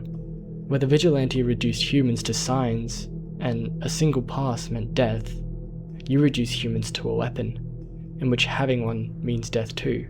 Whether for self-defense or not, your mind, damned by insanity, strikes against all of them. The Vigilante ending is what we'd call a bad ending. You don't reach towards a true end, rather, you made a mistake, and lost your mind because of it. This isn't the only example of this in No I'm Not a Human. Something similar happens in the Pale Man ending, but first I promised to go over this man's story. The bearded man is someone you ran into in the first run of your game, but kicked out to let the blind man in. The reason he is so important is because of the context, or lore, he gives to another important character, the Pale Man. He says he lived way out in the woods, fully off the grid. He heard of the events going on via radio, and decided he wouldn't let anyone in. Too skeptical to trust a single soul. He also mentions there being a reason he left his cabin, and then says, looks like you've seen him too. You then confirm that the Pale Man was the cause, but he doesn't want to go any deeper than that now. The next day he'll go more into it, so I'll just tell the full story. The bearded huntsman holed himself up in his little cabin deep in the woods. One day someone showed up to his door, banging on the windows and begging to be let in. The man was pale and shaken up, as if he'd seen death itself. He didn't look like a typical hiker, so it was very odd to be out in the woods alone. The bearded man, suspicious, told him to beat it. The man even tried to break a window to get in, until the bearded man announced that he had a rifle, and the man fled. He figured that would be the last time he saw that man. That night, the bearded huntsman stayed in his cabin, but ran out of firewood. He went out to go get some. By the time he came back, his rifle was missing. Rattled, he searched through everything until he saw him, the same pale man from before, outside one of his windows, and he had the rifle. But something was different. He was taller, skin sagging and nothing on but a pair of pants. He held the gun in both hands and snapped it, as if it were a twig. Then he just stood there, staring at the bearded man as if he was going to snap his neck. But he didn't. He just stared. By dawn, the man vanished. Not being a fool, and knowing that being unarmed deep into the woods is incredibly dangerous, the bearded man fled until he was at your doorstep. He says to you that he was confused as to why the pale man didn't just kill him. He clearly had the power to, but didn't do it. Not much scares a gruff bloke like him, but the pale man certainly does. There are a couple things we can dissect from this story, the first being that the visitors were once human, or at least they probably all were. Another example of this is the cat lady, who can actually be seen in the opening cutscene from before the events of the tragedy. It also gives us a little insight into what could have possibly happened to the Pale Man, or why he acts the way he does. Obviously there is a being that is known to have a sight so terrifying it's akin to death itself, that being it, which the Pale Man could have seen, and was why he was so desperate to escape, as normal visitors just look like humans. When he wasn't let in by a man cooped up on his own, he could have been killed, or changed in some way by it, causing him to become a superpowered version of a visitor, one with such strength and durability to take out an entire armed platoon, and far more coherent and aware of his position than other visitors. Or maybe there's another being, whose will the Pale Man is acting out. His murder, caused by the ignorance of the bearded man, could be used to explain his behaviour, in which he spares those who let others in, but if someone is cooped up alone, well, you can only imagine what happens. In the early game, he is there to ensure you are letting people in and actually playing the game, and later on, when he introduces his gamble, he's making sure that you're getting rid of people and not letting all visitors just sit in your house, as they can't be killed by other visitors. Having more than one visitor during his gamble also leads to the Pale Man ending, and you will know when you have more than one because that's when someone dies during the night. So in the instance you are either alone, admit to being alone even if you're not, or have more than one visitor during the times he checks in the late game, this happens. Running. Always running from those like me, from the truth. Why? What are you clinging to? Everything will be over soon. So why resist?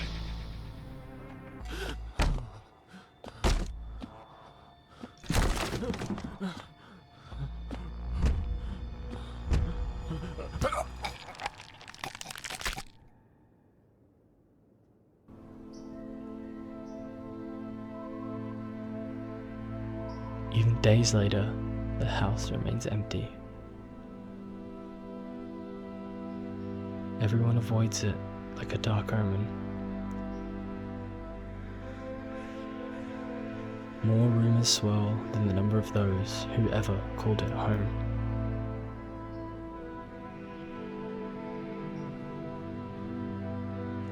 The house, just like the final traces of its owner, has been lost to time. No relatives ever come to collect what was left behind.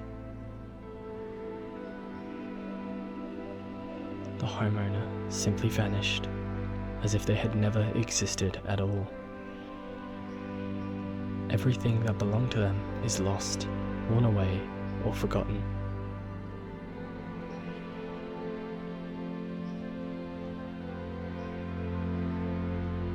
Why do people disappear so completely? Once death finds you, the proof you ever existed begins to fade almost immediately. Belongings, creations, thoughts, memories, emotions, all dissolve into the void. There is no more you, only nothingness. As if you were never a part of this world to begin with.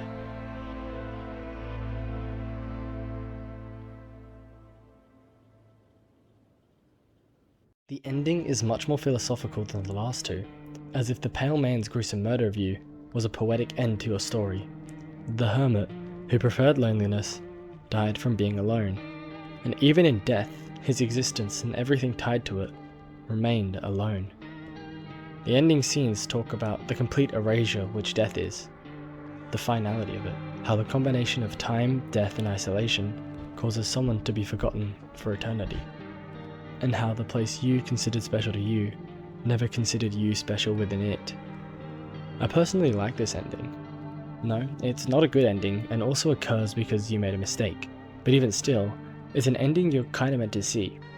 First time players will likely hit this ending in their first or second run, and most players won't even make it to the first, or the good ending as I dubbed it, so when it comes to getting the vibe and message of the game across, this ending should be representative of that. When it comes down to it though, this is just a straight up skill issue, because unless you're bad at the game, this isn't happening to you. What's happening? What the frick is happening?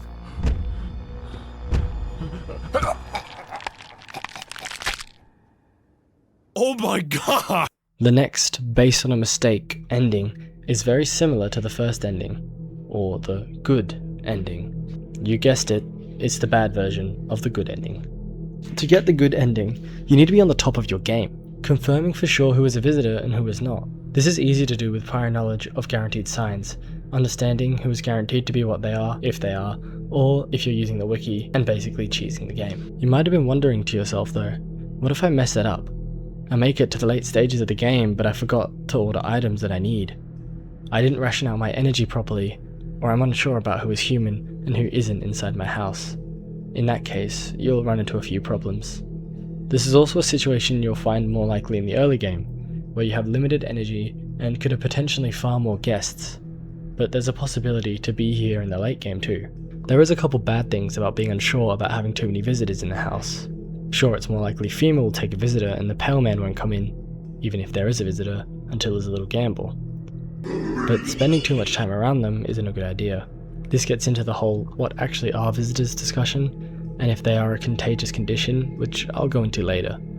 But if you have too much exposures to visitors during a run, something peculiar will happen when you wake up one night. The doors. Every single one is caved in. Things look different. You're shorter. You can't enter the rooms, nor can you check anything. Going back to sleep and waking up, you realize that everyone died last night. Does that mean you killed every single person in your house and simply wasn't conscious to experience it? Only remembering a small snippet from last night? Or was it a dream and something else got inside and tortured you with the nightmare, causing you to believe it was you? Again, I'll go over this later when I'm discussing potential theories on what the visitors could be, but for now, if you find yourself in that position to the end of the game, where there could be visitors in your home when it's time to board up, this happens.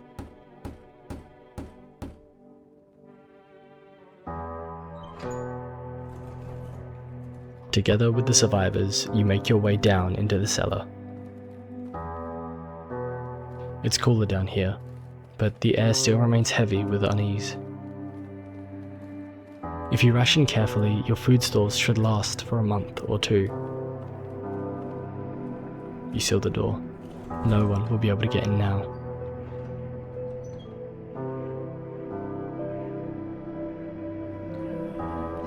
You keep track of the days by marking the cellar wall.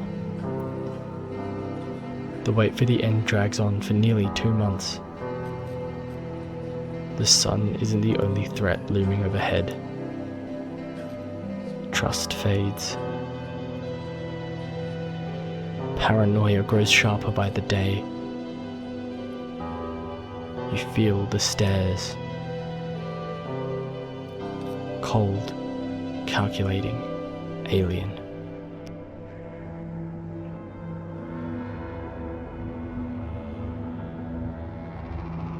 The fear of death has paralyzed you.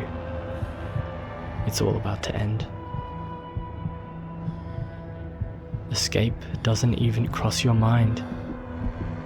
There's nowhere left to run. Terror blinds you. It wasn't just humans you let into your home. They tear you apart. Darkness floods your vision. Pain sears through your body.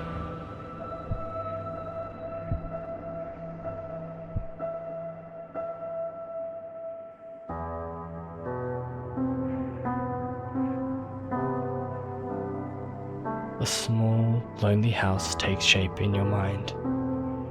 You hope it will be over soon. It's hard to hold on to. The pain fades as you slip further away.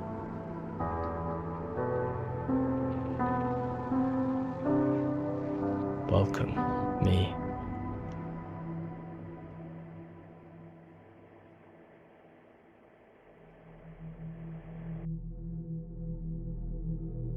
I put the Pale Man and the Visitor endings close together because their titles are the antithesis of one another. Yes, I'm alone, and no, I'm not alone. Both situations causing you to be killed by visitors. However, I find the I'm not alone statement to be far more terrifying, as unlike the Pale Man, you do not know your killer, or your end, and the impending doom. Thinking for months someone down there with you, in such a small, intimate space, has the desire and power to kill you, is much more excruciating than the immediate death from the Pale Man. Eventually it does happen, and as you are dying, you see your lone house, or perhaps just a lone house. Whatever it is, it's the last thing you think of before you die, and welcome yourself to death. It is a little confusing at first. Why did the visitors wait 2 months? Just to drive you mad in fear, before eventually overpowering you and killing you? And why is the house so important? It's shown up in nearly every ending so far. Sure, it's the only place in which you experience the confines of the game, but why is it so important to the character? Even though on the phone call with the phone roulette, he sounded like he didn't want it. Now, all that's left of them is this house. I'm sorry. It sounds like you're not too thrilled about the house ending up with you. Pretty much. I personally believe the reason it took so long to kill you is because the visitors weren't consciously visitors at that point in time. Or if they were, they could have been doing the classic hide your bite like in those stupid zombie movies. You got bit! It felt like maybe I was special. Special? You're not special! I'm special! I was bit 10 minutes ago and I'm... Great! But eventually got overtaken, losing their humanity among the innocents locked with them. Whereas for the house, well, we'll get into that later. For now, there's one more ending, based on a mistake which you could easily make when chasing other certain endings. Allow me to introduce you to these two sisters. They are a pair of guests who come to your door and are random whether they're human or visitor. And while they aren't exactly important to the story, there is something interesting about them. One sister is depressed, and the other cares for them. The depressed sister seems indifferent to the calamity going on, and talks about there being a blanket of chains on her which she desires to remove. She talks about how unimportant we are, and if the sun really is exploding, no one will mourn us anyway. Something her sister fears. Her sister, on the other hand, the smoker, is slightly more optimistic. She helps out her twin with things like taking a bath, but fears that if there's ever a need to run, her sister won't find the strength to do it. She has a husband, who told her if the sun really was exploding, we'd be dead in 10 minutes. Something she believes, but is getting worried about him, and gives you a randomly generated number to call him. Calling that number, the husband picks up. The husband has lost all hope for himself, and apologizes for essentially abandoning her. But depending on your dialogue option, of course, he was either too scared of the world's predicament, froze up and wants everything to end, or he acknowledges, or he acknowledges,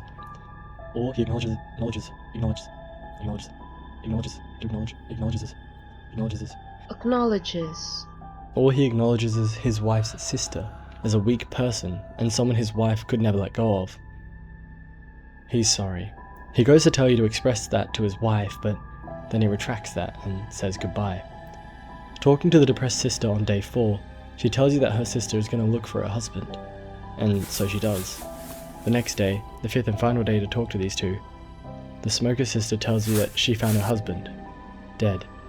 He had ingested a pill they bought together at the start of the catastrophe, planning to take it if things went too far. But he took it alone, without her, and left her to find his corpse with no sense of closure.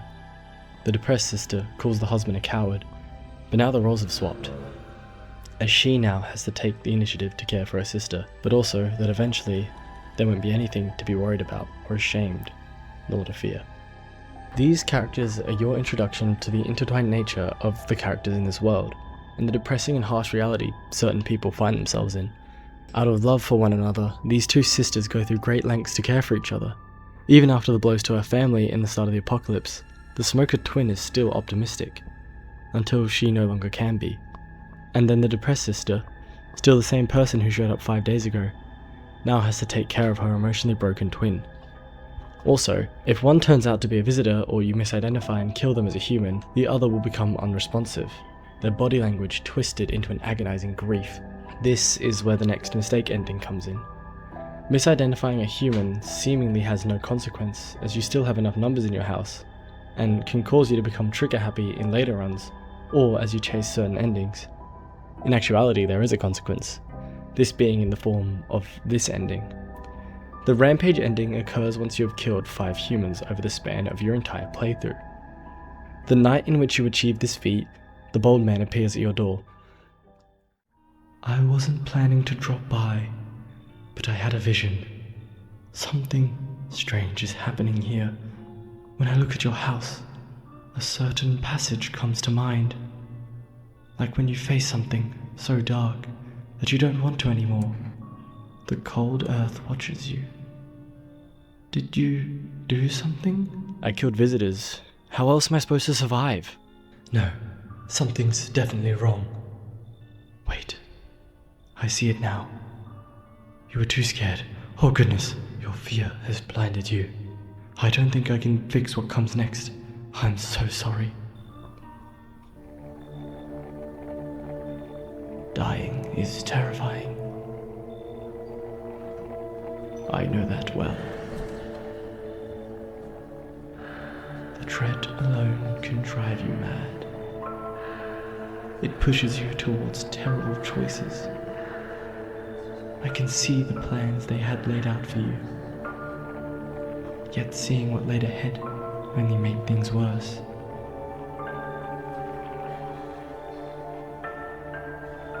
What was it that scared you so? Pain? Fading away? You can't stop it. Sooner or later. But you chose sooner.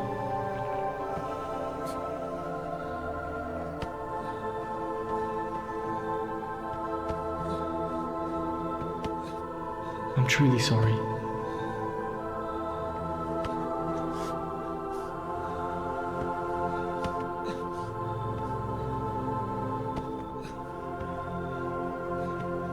They threw you out into the street, unarmed, bloodied.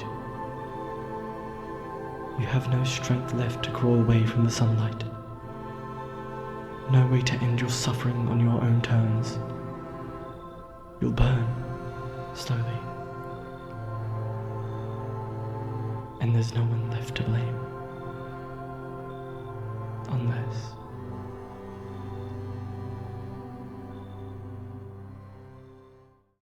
This ending is pretty simple. You were way too terrified of being killed by visitors that you became the killer. More humans died by your hand than that of the visitors in your walls, all because of your blind fear. You tried to end yourself on your own terms out of guilt, but those who felt wronged by your aimless slaughter didn't let you.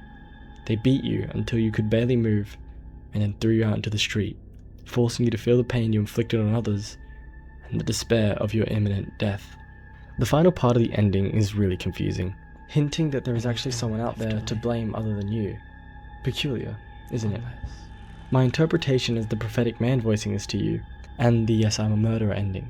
He can sense what you are doing and comes to warn you of your future. You, however, are still deeply entranced with the fear and perhaps are even cautious of him. So, you take what he says with a grain of salt. However, his words eventually get to you, causing you to turn the gun to yourself, and thus the events of the ending happen. Exactly as it was foretold to you the night he came around. So that's it. Every ending that is caused by a mistake. So far we've gone over the good ending, the Hunter's Wrath ending, the yes I'm alone and no I'm not alone endings, and the yes I'm a murderer ending. Every ending is very nicely tied off at the end, kinda, but don't really tell us much about the overall lore of the game. The remaining 6 endings, I think, are far more connected to either its own storyline or the overall game plot in general. The first of these endings I want to go through is the FEMA ending. Did you know every number in the game except for one is different every playthrough? Every single phone number you hear on the radio, see on TV and get from a character is a randomly generated 6-digit number from playthrough to playthrough. All except for the FEMA hotline. Every single time it'll be 000451. You're supposed to get this number on day 3 of the game after watching the news, but you, however, can call them a little bit earlier than that.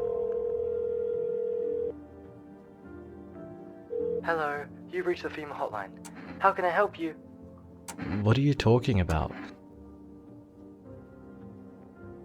Are you a total moron? Hang up the phone now! FEMA is supposedly an organization created on, or just before, the third day to contain the catastrophe, and who eventually go to overthrow the government as it was overtaken by visitors. It's extremely suspicious that they are clearly an already formed organization and have phone lines up and running before the world really knows much about the catastrophe. If you remember the conspiracy theorist, he had a lot to say about FEMA, calling them the facility for eradicating mankind altogether, and saying they could be visitors, their hazmat suits protecting them from being tested. FEMA is also a real agency in our world, the Federal Emergency Management Agency, the same as in the game, and provide a pretty similar purpose, reacting to and helping with, say, natural disasters and such. Anyways, back to the game. Regarding the conspiracy theorist and his ideas on FEMA, well, there's a little rabbit hole there. Initially, you might take his claims with a grain of salt, but as you go on, you start to lose trust in FEMA yourself.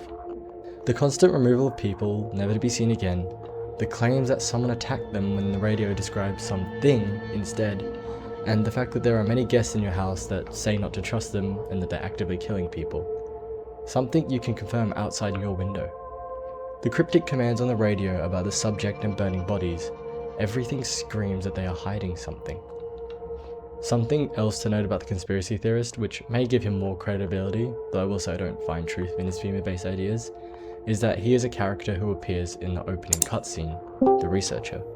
Similarly, later on after this, he's supposed to appear on the radio. This character was the host of the radio show, but got fired after the researcher she tried to get on didn't come up.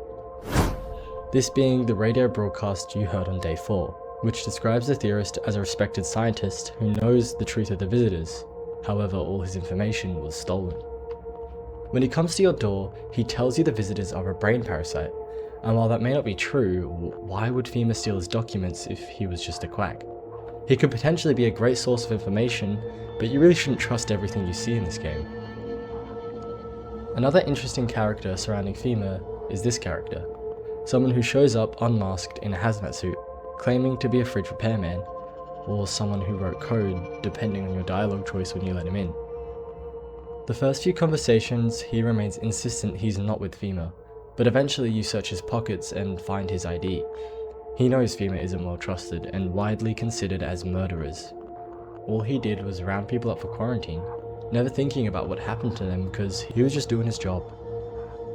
In his final conversation, he tells you of a man who died in their custody, and then the man's wife came to ask about him. There wasn't much they could do because he was dead, but she flipped out on them, saying they killed him. She demanded the body back, but they weren't allowed to.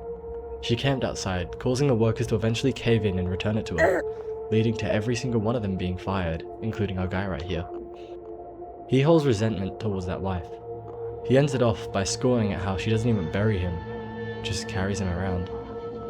I think it's pretty clear he's talking about the widowed woman, who I went over in our first run, and while she said she had to go inside to retrieve his body, this ex-FEMA says he had to go and deliver it to her. It's also obvious he'd been deluded, or has full faith in FEMA, saying for sure the guy was a visitor and hinting that they'd been the ones who killed him, not that he had just died via something else. He also subtly defends FEMA, before even revealing he's an agent, showing the almost cult-like, unquestioning behaviour of the FEMA employees, viewing their work as righteous and scientifically correct. There are many theories on what FEMA are, but this character isn't a guaranteed visitor, which does kinda disprove that FEMA agents in hazmat suits are all visitors. But how can we discover what FEMA really is? I think we first need to look at their goal. They're clearly not here just to help everyone out, as they probably burned down the main cityscape outside our door out of a show of dominance, and are killing people trying to flee. It doesn't seem like they're here to protect us, but rather the outside world from us. The radio dispatch to FEMA units tells them two very disturbing things: that they shouldn't have burned the bodies and that the subject has breached the perimeter. And they can no longer contain it. Burning the bodies is more relevant later, but this subject might give us more of an insight on who FEMA are. Perhaps, before the tragic events took place in the story of the Sun's Heat and the Visitor invasion, FEMA secretly existed for another purpose. Not to manage emergencies in general, but to manage one emergency, the subject. Over a different radio broadcast, we learned that people did not attack the quarantine zones. Rather, it was some being, something non-human. Where have we heard that before? That's right. I believe, as do many others, that FEMA originally existed to contain it, the most elusive creature in this game so far. In the more choppy radio broadcasts, it is described to be drawn to the burning bodies, and that burning bodies doesn't contain the threat it poses. This all comes together to create another looming question. What the hell do it, the sun, and the visitors have linking them together? There's no way on earth this is all one big coincidence, and I don't think it is. There really are far greater powers at play. Given it is actually being drawn to the burning bodies, and seems to be more of a buff than a nerf, which FEMA thought it would be, the sun's ability to cause spontaneous combustion right around the time visitors are coming up from the Earth feels a bit more intentional. To me, this feels less like a sudden catastrophe and more like a Noah's Ark situation, but we'll get into that later. Now's a good time to bring up the "Yes, I'm a Human" episode. The email I showed you right at the start of the game, where they tell you to only send in eyes, teeth, and mouth, all before those signs have actually been revealed. Now it feels more and more like FEMA already know what's going on, and are drip feeding you information, a sign that they aren't here to save us, rather to control us. We know now that the signs are straight BS, but it shows that this was all planned, and not like they randomly decided what to make a sign or not. This brings me to how to achieve the FEMA ending. Instead of being confrontational and getting annoyed with how FEMA treat you, what if you let them control you? Aid out of their hands like the average, fearful resident who believes the government will help them, even though they high-key blatantly killed your lovely neighbour, and call them for help frequently throughout the playthrough. Basically, click all the cordial dialogue options and call them 3 times over the run. You also need to hand out all the FEMA slips you get, and one night, FEMA will show up to your door. Hello? Your contribution to emergency response efforts has been noted. We need more people like you. Join us. That's unexpected. We understand your concerns, but there's no need to worry. You'll be paid well with full benefits, of course. Now get ready. You're coming with us. I'm ready. Good. Take only what's essential. Housing will be provided. There's no point coming back here. Not anytime soon, at least. We're waiting for you.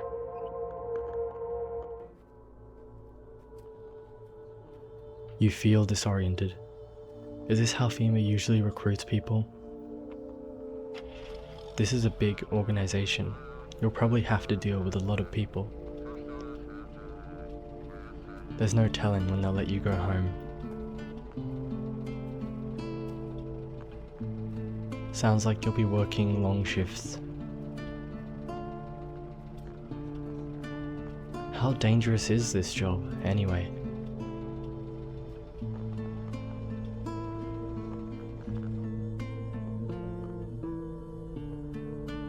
Whisking people away and hiring them on the spot? It's so strange. Is the turnover really that bad? Why else recruit so aggressively? It's not even clear what the work will be. Escorting people to the quarantine zones? And then what?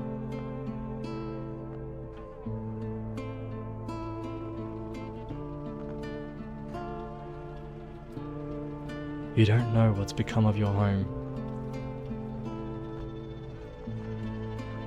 nor what happened to those who lived with you. You get the feeling you will never be going back to your old life. From the briefings, it becomes clear that the job wasn't designed with long-term survival in mind. Your only regret is not bringing the poster with you.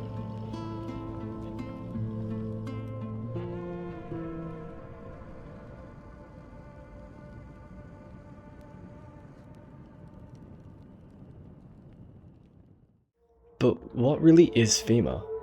We don't know, and this is all just my theory influenced by others and my own experience of the game. From everything I've gathered playing, watching playthroughs and theory videos, and writing this very script, I truly think that they are an evil government organization who use their limited knowledge of it and its connections to the visitors and Sun to convince everyone they knew what was best and utilize their power to control the city as much as possible. However, it's also clear that they are trying to stop it and the visitor invasion as a whole from spreading beyond the confines of the town. It's really odd as the game states the sun's activity is causing massive temperature rising in the equatorial belt, thus proving the sun's activity is worldwide, yet the person you talk to on phone roulette managed to make it somewhere cold. Whether the news itself is propaganda to control you further, or the sun just simply isn't affecting other areas as much as yours, is kinda hard to decipher. What isn't is that if it escapes the city, it's all over. FEMA kills anyone who tries to leave, because it will be drawn to their bodies, so that it can consume them. Maybe FEMA really are run by visitors, or maybe they're just as scared as you or I. Their connection to the visitors and the higher power are discussed later on. But now, let's get into some more fun, more disconnected from each other endings, I'll say.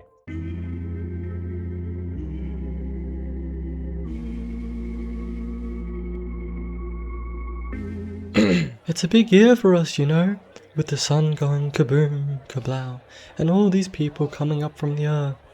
Obviously, we all know this is orchestrated by death to come for us. But I was thinking, right?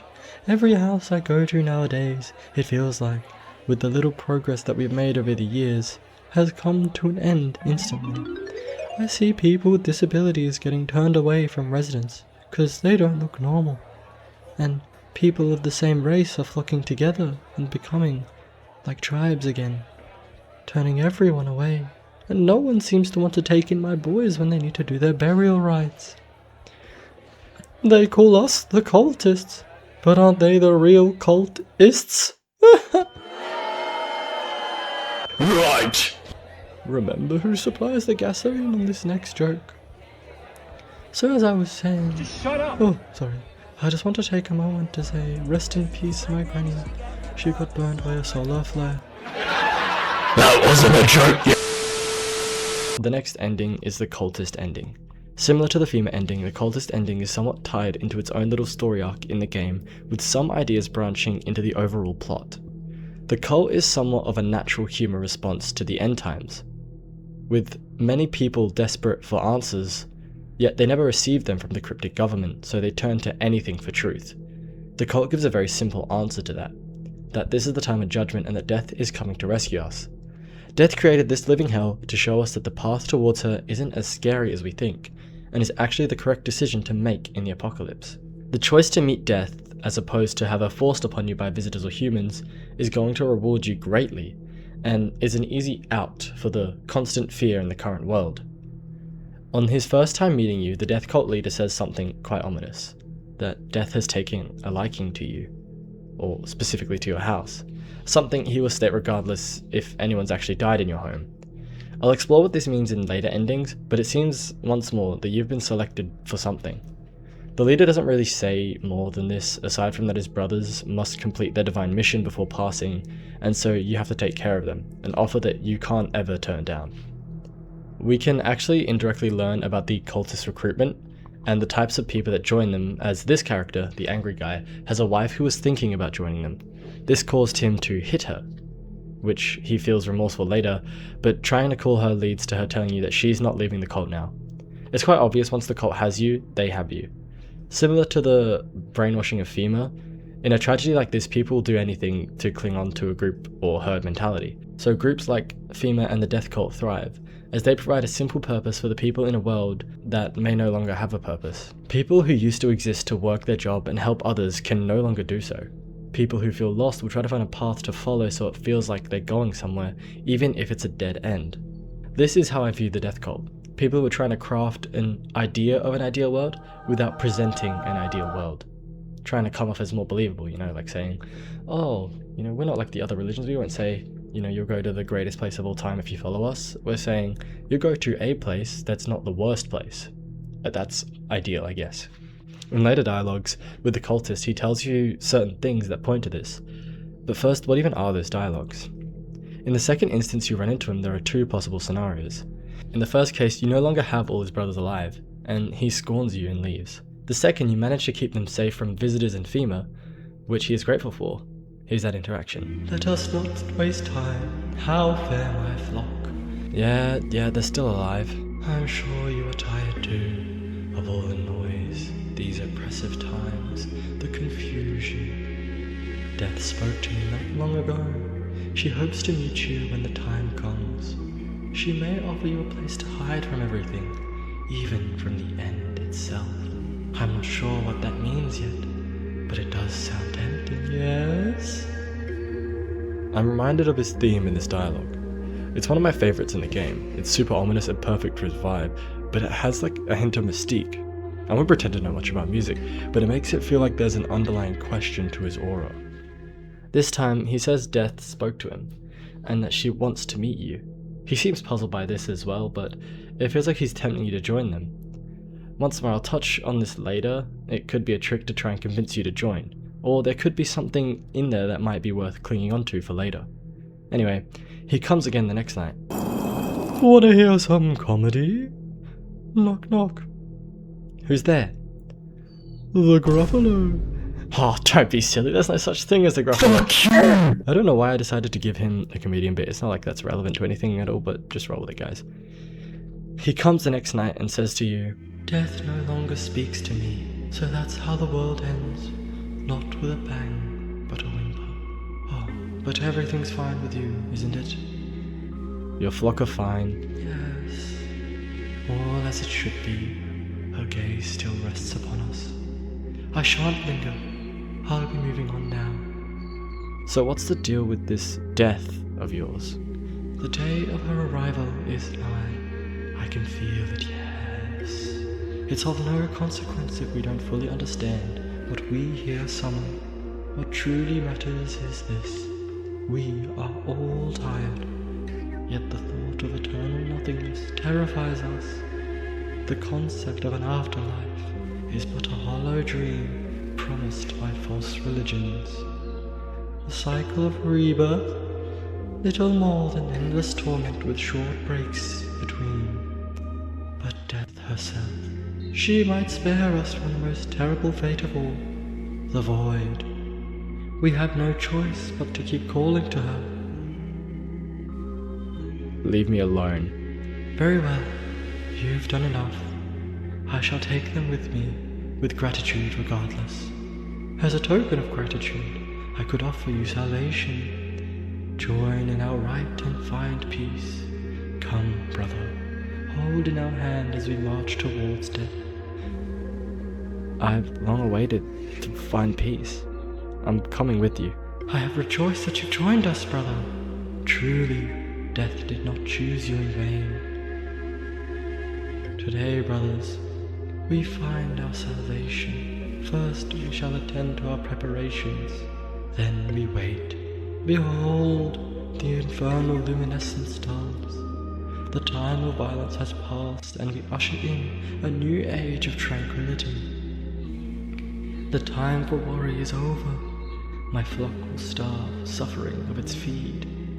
We give names to the dead, so that we know their death was not in vain. They will be taken, just like us.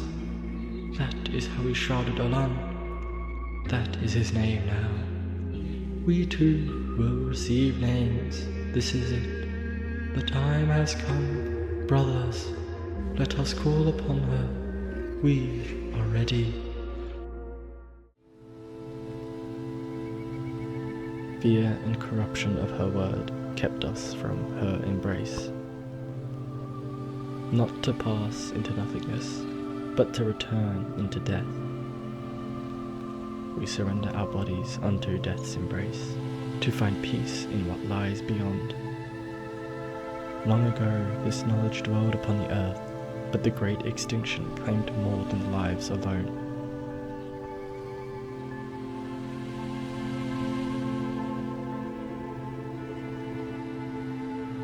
But now we walk the path in the ways of old.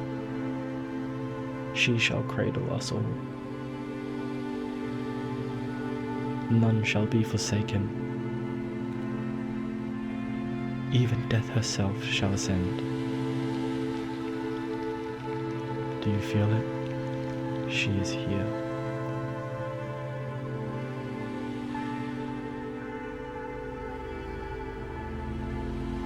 A voice echoes in the air, its owner unclear. You appeared from nowhere, drawing eyes upon yourself. We must act now. Some doors are best left closed. Come, I will hide you. I shall return you to where you were always meant to be.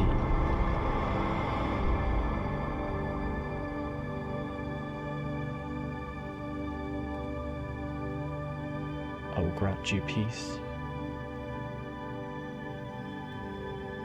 just as humanity has always longed for. You were never meant to survive the madness of the cosmos. I will preserve your memory.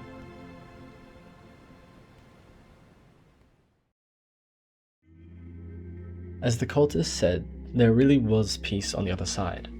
Death's embrace, at least at the final moments you endured, were warm in comparison to harsh reality. In his dialogue before you agree to join him, the leader's words were sultry, soothing as he lists points that he's probably repeated to many residents across the city to join him in his doctrine. At least, so it may seem. After agreeing, he exclaims death chose you for a reason, and then moves over to preparing for death. He names someone Olan, or Olin, I don't know. Whether that be you or the dead person, Olan has no real meaning in English or the game's original language Russian, but means to be or to become in Turkish. This is as whoever the death leader is named will reach peace through the name. They will become free of the void. The leader calls out the other religions for their false promises, but makes a promise to you that his cult can save you from the void. He says death speaks to him, except for now, as the end of the world arrives in but a slight whimper. However, she does comfort you, and brings you for peace, with the promise of your memory remaining for eternity. I will preserve your memory. This ending is also quite odd. Once again, there's greater powers at play, there to comfort you. While this could be your deluded mind state experiencing this in your burning moments, the promises of the cult imagining themselves in your mind as a real experience, I think there is some truth to what happens here. However, this was never the right way to go. This is not truly the peace you were looking for, just a peace promised to you that you felt like was the only path towards it. It's like if someone told you the only way to achieve happiness is to work as hard as possible somewhere that you hate with people you don't like, and eventually you do reach some level of contentness once you've reached maybe a certain financial or like friends or family state, you know?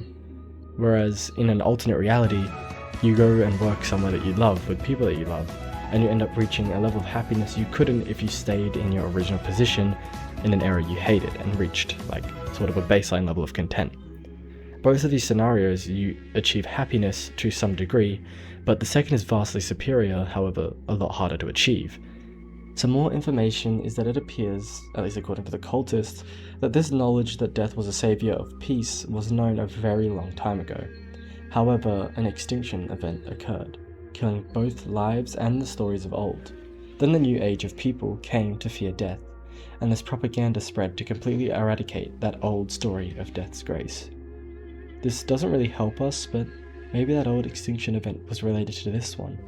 Perhaps there is a symbol of death in the real world to be feared. However, the conceptual death that exists outside of it is the true one. Before I move on to the next ending, I want to note the existence of the house once more in an ending. What is so important about it? The next two endings I'm covering are like the kooky endings. These are the endings in the game that are just straight up weird. Honestly, you kind of expect them to have more with all the weird characters they got strolling about, and with how eerie things are in general. But really, it's only these two endings that are just out there. Before I get into that though, I want to tell you about one of the strangest characters in the game, the lady with the cat. I mean, she says she knows the bold man in dialogue with her, and brings in the ever-important Kitty.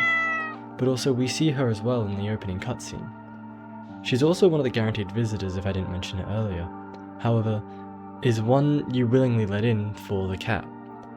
This cat gives you access to the ending I'm about to describe to you. Most people will just straight up shoot her, because of course you would, she's so obviously a visitor, but you do have the option to let her stay and talk to her. There's no good reason to do this, but for the law, we must. She tells you of her ballerina stuff, but isn't much of a talker.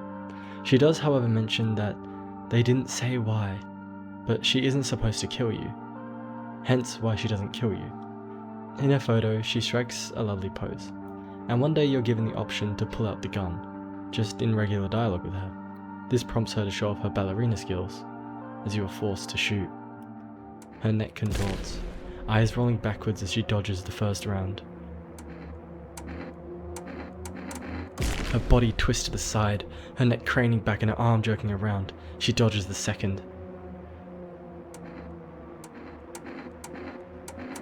Her whole body crumples away, dodging the final round. The final shot lands and she dies. This character is our first look at a visitor indoors who is conscious, or at least bold enough to appear conscious that they are a visitor. They don't hide anything and were sent to your house simply to deliver the cat. It also seems to be her cat, as we see in the opening cutscene. Anyway, the cat is important because it unlocks the basement for you. Before you go into any wild theories yourself, the protagonist does know of the basement with or without the cat, as you go into it on the final day. But getting the cat inside tips the carpet forward, allowing you to go inside during the run. The basement is not important, aside from 2 endings, and this is the first one. As I mentioned in the first ending, the night in which the city burns is usually just that. No guests, no visitors, nothing. However, there is a rare encounter, the Mushroom Eater. The Mushroom Eater comes to your door on this night if the cat is in the house, and gives you a page from the Book of Smiles, a mystical book which has warned him of the upcoming Mushroom Festival. It's very adventure-y. The magic book tells him of the secret society and an upcoming doomsday event. The page is listed in 3 oddly worded tasks. The first is to consume the mushroom when it grows high. In your basement the next morning, a mushroom will be growing out from where the potatoes are. You can interact with it and place it in your fridge, later letting you consume it when you go to the fridge. Task 1 complete. After eating the mushroom and going to sleep, you'll have a real weird dream.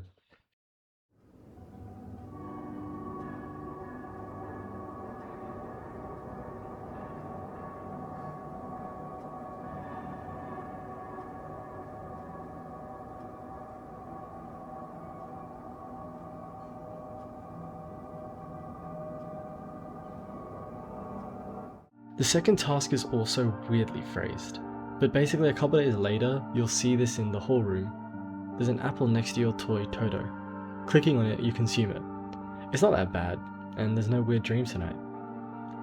The final task comes to fruition a night later, when you wake up and there's suddenly a clock above your bed. Interacting with it, you move both hands to the 12, fulfilling the desires of the kooky man. Upon completing this, he returns to your door. There you are again, my boy. I'm glad to see you did everything the Book of Smiles asked of you. I sure hope it was enough to stop the festival. You don't sound convinced. Oh, my dear boy, if only it was so simple. We still don't know if what we did truly helped. All we can do now is wait and hope it was enough to stop mushrooms from growing. Couldn't you just ask the mushrooms not to start the festival? A mighty swell idea. But I can't simply speak to the mushrooms. No. They're only one part of the shrooming network. Alas, the mycelium is the brains here. A pity I could only listen to it. It doesn't understand our tongue. I'll be back when the time is right. We'll make sure the mushrooms stay small and stop the festival from ever beginning. Just remember, the mushrooms aren't always what they seem. This isn't goodbye, dear boy. And with that revelation, he leaves. Whatever the festival is, it's probably not good. But why are the mushrooms so important? We were told earlier on by the cleansing service scam call thing to avoid drinks like kombucha due to their mycelium content. They actually directly ask us if we consume mushrooms too. They say it's easier for the spirits to claim our body. The mycelium will grow from within you and control you like a puppet. Outside of this as well, we do have the fungal growth in the underarm area as a sign for visitors. As false as these signs are, this is something that we the character can have as well. It's probably caused or accelerated by the consumption of the mushroom and kombucha during the run, but I don't think that's actually confirmed in like the patch notes, I don't know. In all cases, mushrooms have some kind of part to play in the story, even outside the mushroom ending. There could be some ties of it into the main plot. Back to this ending though. There's nothing new that happens the rest of the day. You've done all you can so far to help this strange guy. but he knocks once more on the next night. It seems like the festival's still coming after all. There's so much chaos within the mycelium that the ritual, well, it just didn't work. Why didn't it work? Something's gone cuckoo inside the mycelium. When too much malice builds up in its threads, it gosh darn clogs everything up, it does. The mushrooms are like a liver trying to purge the body of a poison. But lately there's been so much malice, the mushroom has grown beyond all bounds. I didn't want to have to do this, but I think we'll have to journey to Mushroom Land. Well, that doesn't sound too bad. Don't let the name fool you, dear boy. It may sound almost cheerful in our tongue, but in mushroom language it means something else entirely. It's not a land of sunshine and rainbows. No, no, no! We won't see the festival there, but the others, the mycelium. If we don't act now, it could all be lost. No human should ever step foot there. Never, ever, ever. But we must if we wish to stop the festival. Are you ready to go with me to Mushroom Land? Yes. Oh, that's the spirit, my boy. Gather your things and... Hold on. One gosh darn second, let me see your watch. Midnight. Oh, goodness me, we're late. Come along now, lickety-split, before the gate to Mushroom Land closes.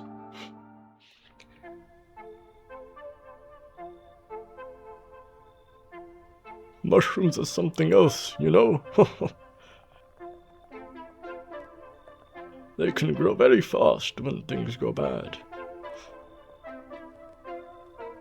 They can grow up, as fast as a beanstalk, right before your very eyes. Makes you wonder what will become of them once the clock strikes midnight,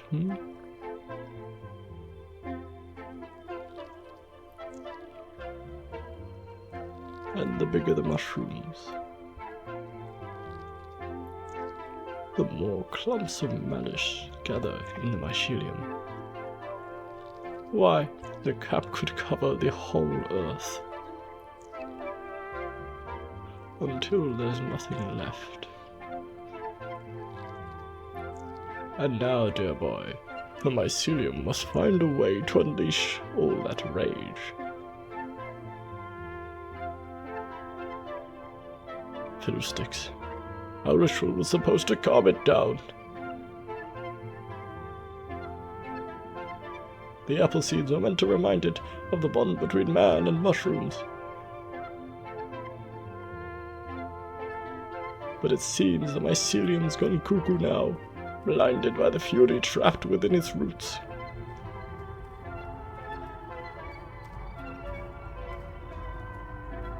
Mushroom Land is out there somewhere. Quickly, my dear boy. We have to stop the mycelium before the mushroom grows too high. Follow me, lickety-split. Underground we go.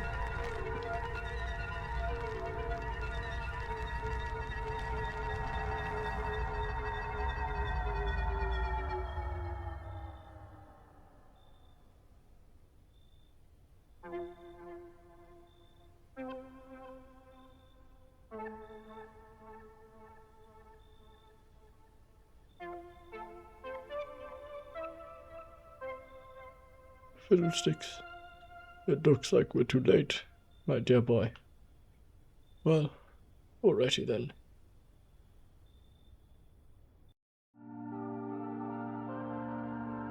What the hell was that?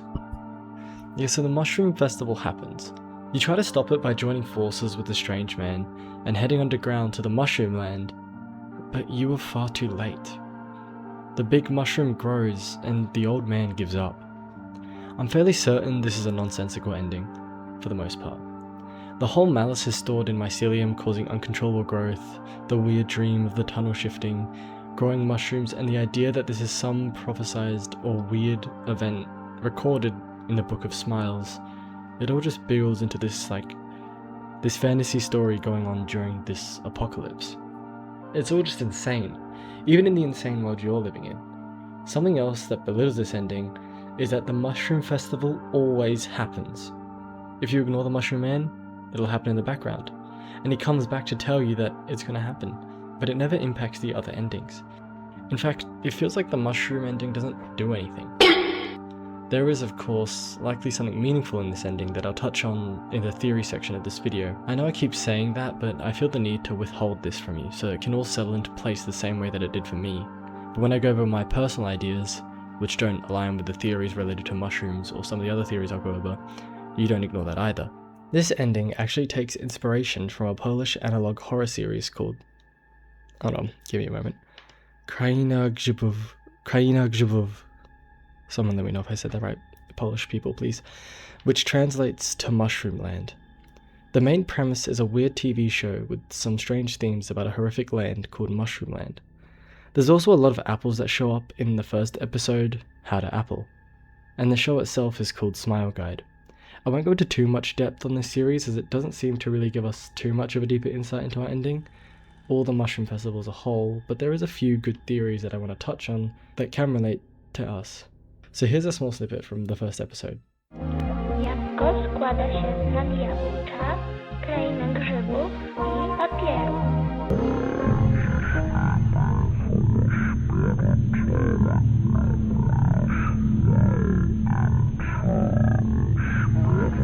Ale my się tym nie przejmujemy.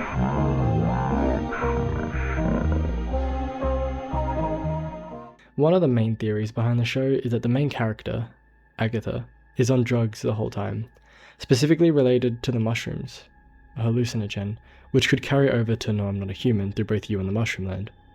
It explains the weird dream you have after eating a mushroom, and also just the whole looniness about this man that comes to your door talking about the Mushroom Festival. Another theory is relating to the schematic of the apple in the episode I just showed you. The apple schematic doesn't look like an apple, it looks like an atomic bomb. And when atomic bombs go off, the shape of the cloud is a mushroom. Perhaps the Mushroom Festival isn't a growing mushroom, but instead an attack from an outside source to neutralize the threat inside the city, and we only avoid it because we go into the bunker. When the old man takes us to Mushroom Land, the reason he gets so distraught about the mushroom growing is because we die at that moment. That also might explain this sort of weird imagery of him. And when it comes to apples, they can refer to loss of innocence, like in the Bible. But as I said, I won't go too deep into this just yet. On to the next! This is one of the hardest endings to actually clock first time around. Unlike pretty much every other ending, it doesn't require you to make a mistake or follow the instructions of one of the many characters that show up to your door, or even to follow the natural flow of gameplay. This ending relies on you letting one specific character in, a character we rejected on our first run. But look who didn't. Come on in! Let's escape from all the horrors of the world. Just you and me. She also has to be let in at the latest on night 9. Any night after that and you'll get an ending where you go into the basement, such as the good or visitor endings. If you get lucky enough to help her before this, her ending becomes available to you. Upon letting her in, she takes up a position no other character dared to, right next to you in your bed. I won't really go over her dialogue with you because it's not really important, but she does her best to come off as understanding, and often says your fears are valid but then tries to use those fears as a reason behind your actions.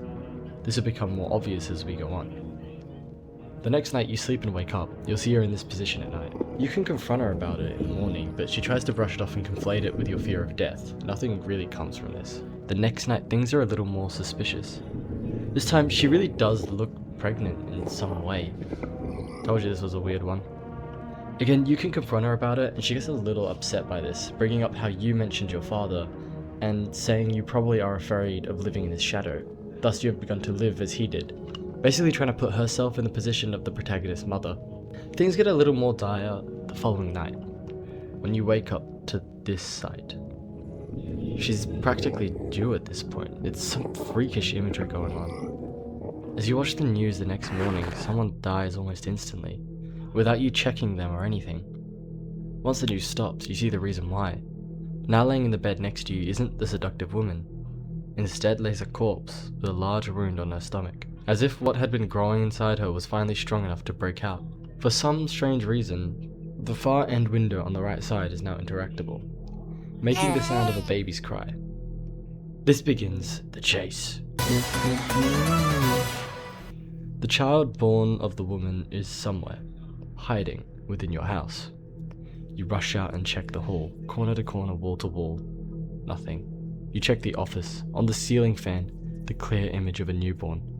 Clicking on it triggers the cry once more. You check the kitchen. And the cupboard. The same methods as before. Finally, you check the bathroom, and bunched up under the bathtub lies the child once more. Interacting with it, it cries again. Upon waking up that night, you can check out the window. In our first run, I showed you every single window scene that happens every night. Well, except for one. Out of our first window on this specific night, we see the image of the child drinking from the teat of a dog. Not too dissimilar from the statue of Romulus and Remus drinking from the she-wolf. Upon checking the peephole, the ending triggers. You sense a presence nearby. You saw the child, yes, but that's not what this is about. Someone keeps watching you. A choking fog smothers the world, swallowing every sound. Its silence envelops the world like cotton. It sounds like people are whispering. You call out, but the air falls still. Is meeting them a good omen? Or are they harbingers of disaster? The child stirs in their arms.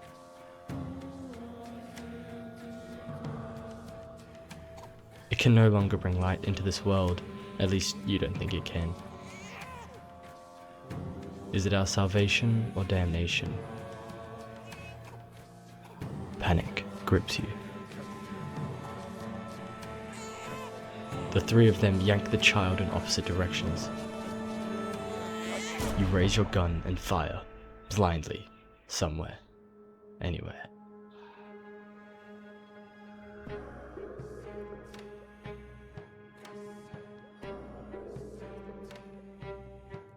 What's happening? What is this? Why is everyone dressed like that? More figures emerge from within the fog. You're the prophet, a woman says. Don't you see? You name the sins of this world. You are our salvation.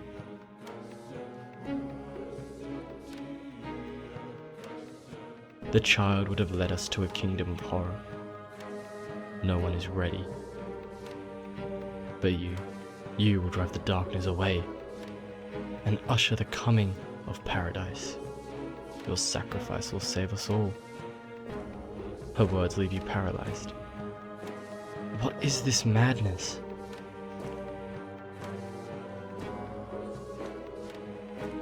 Whatever they mean, one thing's sure. The child is no longer among the living. Who knows what they'll do to you? You catch the glint of metal nails clutched in a hand. Like I said, the weirder endings, man. What I gather from the overall plot of this ending is that you, potentially, had a child with a seductive woman, or at least someone did and she brought it into your walls. The rapid birth and means of delivery are really suspicious, and there's no notice of it during the daylight hours. The baby is also odd in the fact that it doesn't instinctively look for its mother. It goes to the dog for its nutrients. Something you note when you see it from the window. The ending begins on you, alone in the fog with your gun. You mentioned when looking at the baby from the window, the world was beginning to become shrouded in this fog, so you likely went outside to search for the baby. In the ending, something contradictory happens. The clouds swallow the world into silence, yet you can hear them whispering. Not sure who they are, but they have the baby, and seem to want it for different reasons, pulling the baby from one another. In a panicked state, you shoot, presumably hitting the baby and killing it. Based on the fact the baby was pretty obviously not normal from its strength, of basically exploding out the room and being able to get to the damn ceiling fan on its own, there's a joke here about the absurdity of this, but I can't find it because I am not funny. I'm a tough tootin' baby, I can punch in your buns. Punch in your buns, I can punch all your buns. If you're an evil witch, I will punch you for fun. The baby is more than likely born a visitor. Every other visitor so far has been someone turned visitor, most likely. We know this is the case for the pale man and the cat lady because of the bearded huntsman story and the opening cutscene. Also, we know from the cashier lady that they aren't always conscious of the shift, and that there is a shift between human and visitor. This baby, however, was born into the catastrophe as its own calamity. According to those around you, the baby would bring great harm into the world. The weirdly depicted angels, one who is the seductive woman, and the normal people, they hoist you up and march you through the city, for who knows what intention. All until you see the nails in someone's hand. It's very safe to assume they crucified you as their savior, literally referring to you as their salvation. From you killing this baby, they think you can save them from the apocalypse. Recall my spiel about cults in a ruined world and how the mindset spreads. This is also reminiscent of the story Hellstar Amina by Junji Ito, in which an astronomer discovers a new planet and names it after his daughter Amina. However, the planet is malicious and begins to head towards Earth, causing destruction upon everything it passes by. This makes the world population see this planet called Ramina heading to them, and they start to link the planet to the astronomer's daughter, eventually thinking if they can kill or sacrifice Ramina, the planet will stop and spare them. Regardless of what happens, no spoilers, this simple idea is enough to infect the entire population into this conspiracy. The ending also gives you the achievement, Take Responsibility, a reference to the game Mouthwashing. For those that don't know, this will contain some spoilers for the game Mouthwashing, but it's about a delivery spaceship gone wrong, in which the character you play as, Jimmy, has to maintain the ship and crewmates as you jump between before and after the crash, slowly unraveling the plot. Originally, you believe yourself to be the heroic second-in-command who stepped up after the captain got wounded near to death in the crash. However, it is later revealed that the crash is your fault, something you hide from the crew. The Take Responsibility reference is more specifically to the female member of crew, the doctor, who revealed before the crash to the real captain that she was pregnant, and that you, or Jimmy, is the father. It's heavily implied that Jimmy created this child non-consensually, and as the game gets crazier towards its end, you are frequently reminded to take responsibility. However, the outcome of the game has you continue to run from your mistakes under the guise that you are doing what's best. This could be an indication on how the character you play as in No I'm Not a Human is not taking proper responsibility in this ending, and shooting blindly was a mistake. It could also be a reference to other endings in which the character believes they're acting outrageously, such as the Vigilante ending, or even the Manslaughter ending, in which the character believes they're doing their best to survive, but not truly taking responsibility for the actions they commit while doing so. It could of course be completely irrelevant to the game, and just a cool reference. But we move on. As we progress to the latter endings, we have covered many of the mysteries which are explored in the game. The mystery this focuses on, or this ending, is very central to our perspective, the mystery of the protagonist. I want to recap everything we know about our character. First and most obvious is that we are a hermit. We enjoy being alone and above all else, despise interacting with people. A piece of info that is very relevant to this ending specifically. Our neighbor notes it, other characters note it, like the people on the radio in your neighbor's house, they call you the hermit's house. And you yourself just seem distant from people in general. We also know our character is likely to have grown up not very wealthy. The bathroom has a hole in the wall so that light from another room can pour in, saving on power. You've got very little luxuries, just one TV in the bedroom and a radio, a landline and some printers or whatever's in the storage room. Now it's pretty clearly set before smartphones released, so it's likely a middle or below middle class lifestyle. However, as a child, you only had one toy, Toto. This could be a link to either that you couldn't afford it, or that your parents were neglectful of you. You harbour a resentment towards your father. He left you something in the storeroom to open which you haven't done yet. You talk to the lady on the phone roulette about how you hated him, and the seductive woman brings up the same sentiment. You likely sleep in their bed, a double bed with a nightstand and a window you don't want to be near. There's also a couple photos of a woman, or two different ones, which makes you remark about being alone. These could be references to significant others or your mother. Your mother's pretty elusive in the game, however, you never have anything bad to say about her, just your father, so it's entirely possible your father did something to your mother. Maybe as a child you saw it through the very window you don't wish to go near anymore, and became untrusting in the human population. There is of course other bits of information we can gather about our main character. He gets aggressive with female when they keep coming back, and becomes defensive towards the pale man. You get a good look into your character's thoughts through the window checks. When the teens' dead bodies are being cleaned, you worry about the possible bacterial infections, not so much any suspicion about the large group of FEMA units suddenly everywhere taking notes. You're very empathetic to the neighbor's daughter. You don't wish to rock her emotions early, but as time goes on, you try to help her accept reality, not allowing her to believe in a false reality. You might see a part of yourself in her. This character respects you for your grit and determination, not being cowardly weak, but also not using the tragedy to hold power over others. I hope you can't hear the background noises. Instead, you are simply fighting for survival and helping those with your judgment. I could go on about different characters' views and how they see you, and also how you see them, but what I really want to talk about is why this is at the very end of all the endings, why I'm covering this last. None of these endings have any particular order in the game. They are listed in a certain order in the menu when you unlock them, but it seems pretty arbitrary. I place this here because it's the best look into the person behind view. Me personally, I'm very intrigued with mysteries and the way that people think. This character is almost immediately introduced with both of these features. A hermit for some unknown reason, and this ending pretty clearly states exactly why he feels that way. There's also some implied stuff, and it shows how you deal with things after it's all said and done, which really exposes the character you play as someone with far deeper roots than you imagined.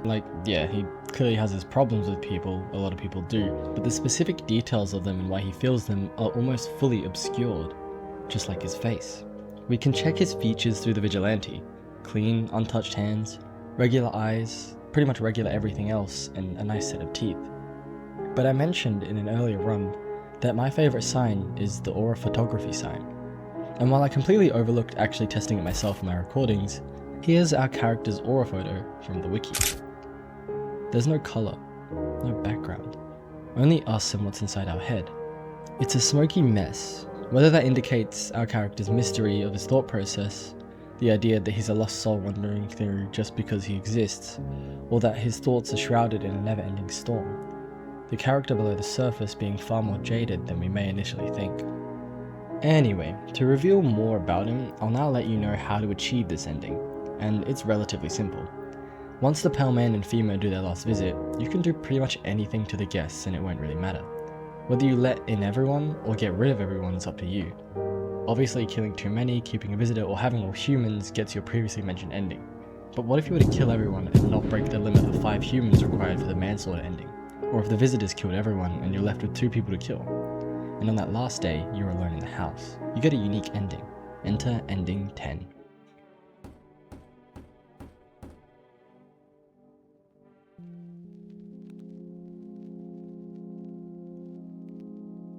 That's it.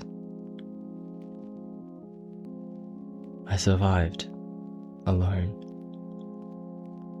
It had to be this way. I did everything right. I did everything right. How many days have passed? How many hours?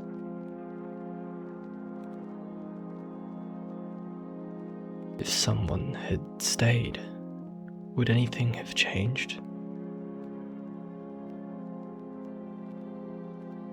If I'd told my father how much I hated him, would I have found the strength to leave? Would she have been proud of what I did?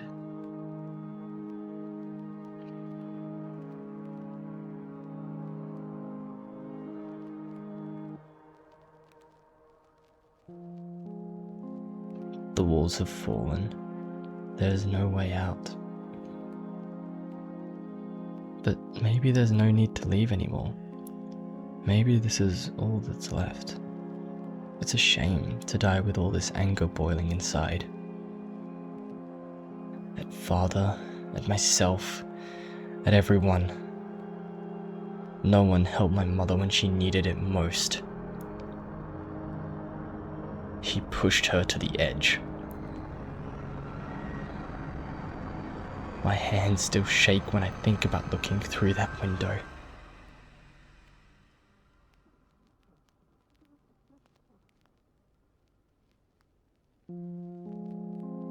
My walls collapsed and now I lay in the rubble. I hated that house so much. Maybe losing it is a good thing. Everything is dust, yet somehow I feel freer. there's nothing left to remind me of my old life. I wish she could see this.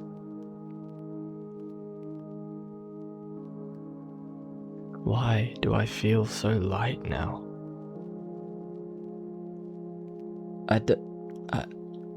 That heaviness is gone. Crumbled, just like the walls. Gone.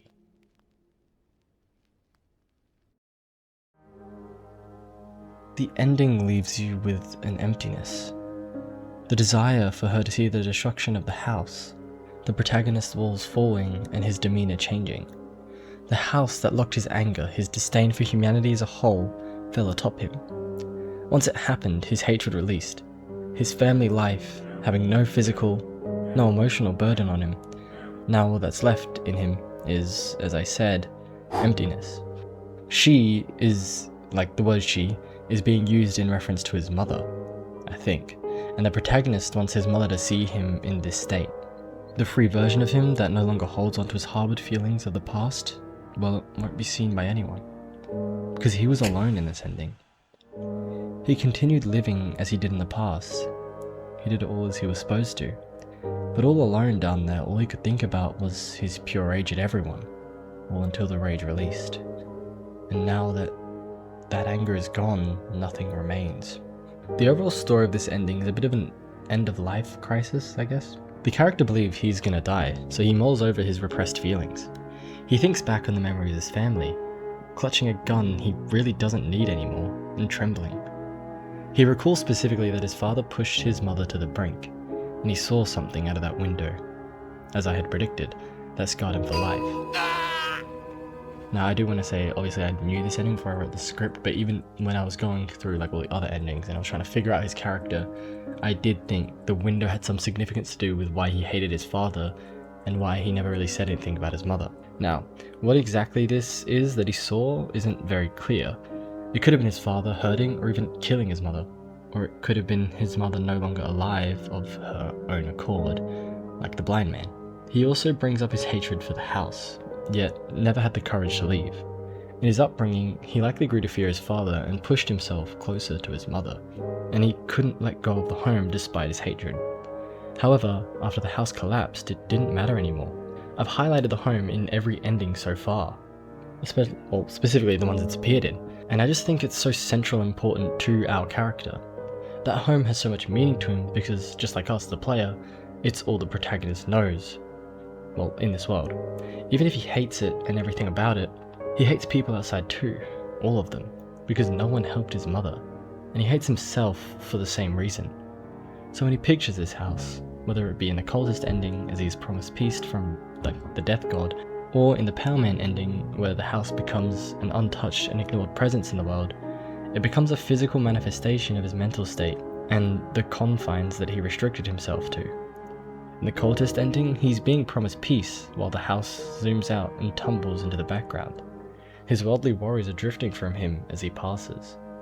However, in the Pale Man ending, no one comes to the house to collect what was left behind, and it becomes revered as a bad omen.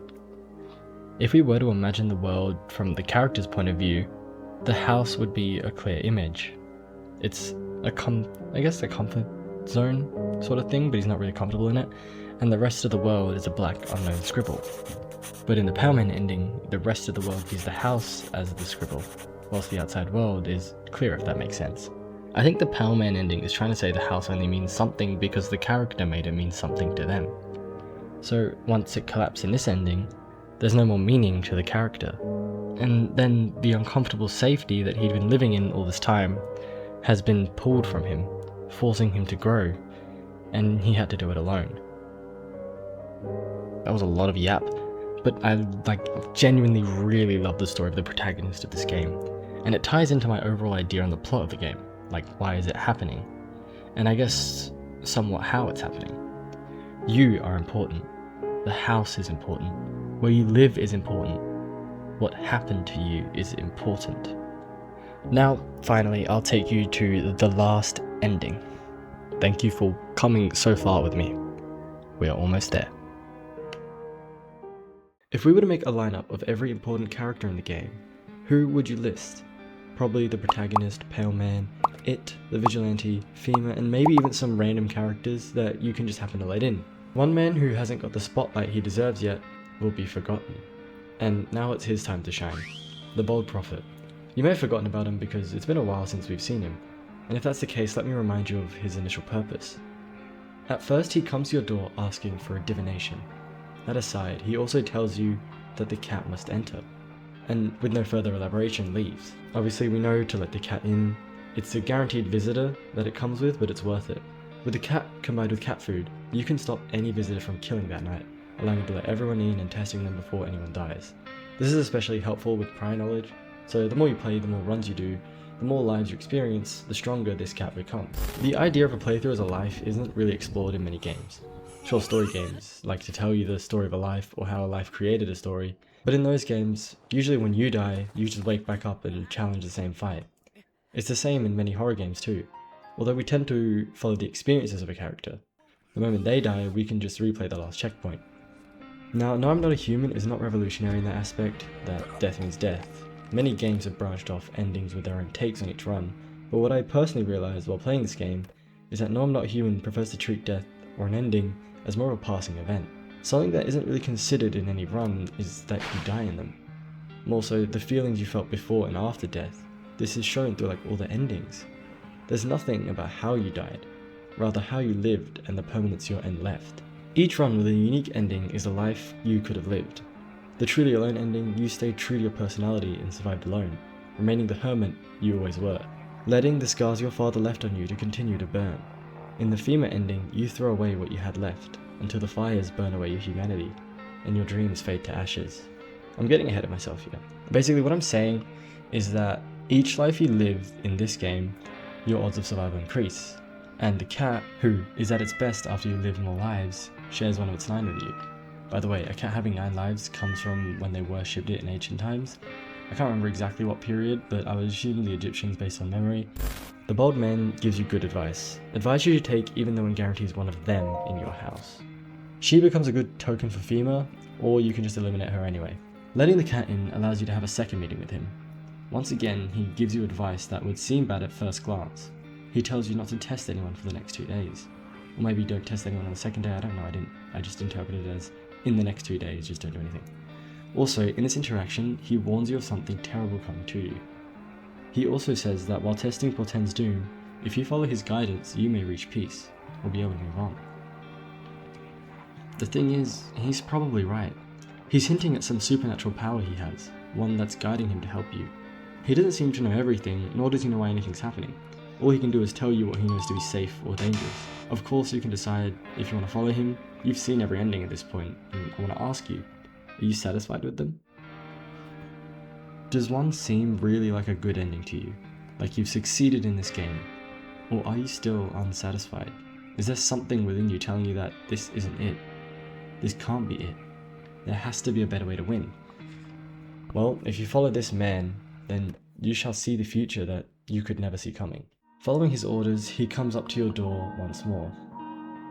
What voice did I give this guy again? I'd like to start our conversation with a divination. Why do I always go British?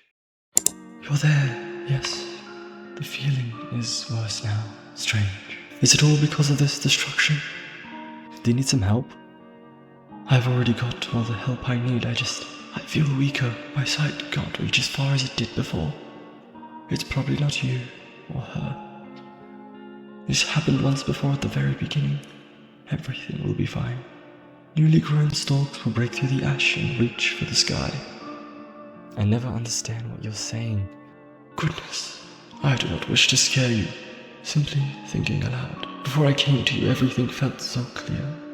Now, it's like fog. You have a basement, yes? Something's there, beneath the soil, though I can't quite see what. Do I need it? Goodness, I can't think clearly, though, in the soil. I see one more thing. Don't jump. Not yet. I should rest. He's noticeably more disheveled and thinner than you last saw him. In fact, the second time you saw him, he was also slightly more feeble looking. This time, it seems like his powers are degrading, and while it occurred while he approaches you, it wasn't your fault, or hers.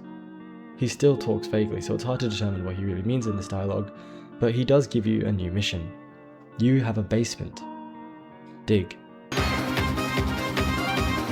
This is what I was referring to way back when I was talking about a sign to dirty your fingers. Each day, you can go down to your basement and go towards the dirt, the spot that makes you crouch down. And looking at the dirt, you can dig. Digging sets your energy straight to 0, and puts dirt under your fingernails. Even if you have a full bar of energy, one dig sets you to nothing, so it's best to use up a couple tests before you dig. And also digging on 1 energy compared to 3 energy rewards the exact same progress, so you're not losing anything by maximizing your energy. You can also drink Energetica and dig multiple times in one day, allowing you to reach the secret far sooner than you may have expected. Here is why this ending is so difficult to get.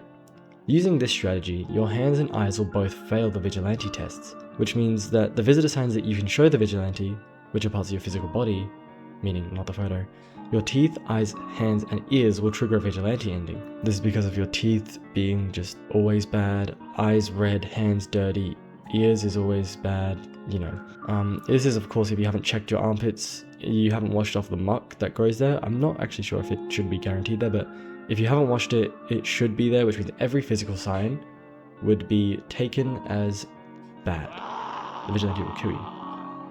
Anyway, after a couple of days, you'll probably reach the end of the soil under your house. What on earth could be underneath the house that you've lived in all these years? Going into the tunnel, there's a passage on your left and a dead end on your right with a hole in it. Reaching the hole, you meet the miner.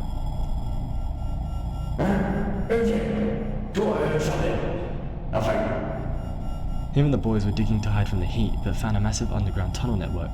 The tunnels have caved in a little as time has gone on, but according to the miner, they go real deep. Aside from that, they also found a hole that emits a never-ending quiet hum. Not to mention, everything becomes eerie interacting with it. Animals silent. Compasses go wild and flashlights can't expose its darkness. He says his mate went down the hole and he's waiting at the top for him in case he needs help. Also, to be wary of the hole. They tried to dig around it and everything nearly collapsed on them. You can explore the other end of the tunnel, which leads to various dead ends until you reach a final dead end with the rocks in the way, which you can also see the miner through. And sure enough, he's sitting right next to a hole. But you can't go yet. The bold prophet told you not to jump, so don't jump. Also, this tunnel system gives you the ability to sprint. Horror game gives you run option. Spooky! With a few more days out in the world and various vigilante checks, FEMA and Powerman visits, everything, and he'll return once more, in a dangerous condition. I've forgotten your face. My vision's fading. I barely see anything now. Has she left me? You look bad. She kept me going all this time. And now, she's just going to take it all back. What was the point? Who are you talking about? I don't even remember anymore. One word repeats in my mind. Jump, jump, jump. I don't know if it's a message meant for me or you. I'm lost. To find my fortune again, will you? Perhaps it'll help. The middle of page 200. One giant sound between two worlds. Fire. Walk with me. That's a shame. Thank you. But it didn't help. Goodbye. The now shriveled, darkened corpse of the living prophet is losing his abilities. The abilities she gave him are being pulled away at this pivotal moment, and he's dying. He won't return, but there was one last message, not meant for him, but for you, and that's the jump. Oh my god! Oh, He doesn't know of the hole, because the hole is beneath your house. Like I said, you're important. Your house is important, and what happened to you is important. Heeding his advice, in the morning, you make your way to the tunnel. Hello there, Mr. Miner. I'm gonna go meet your friend. Bye-bye.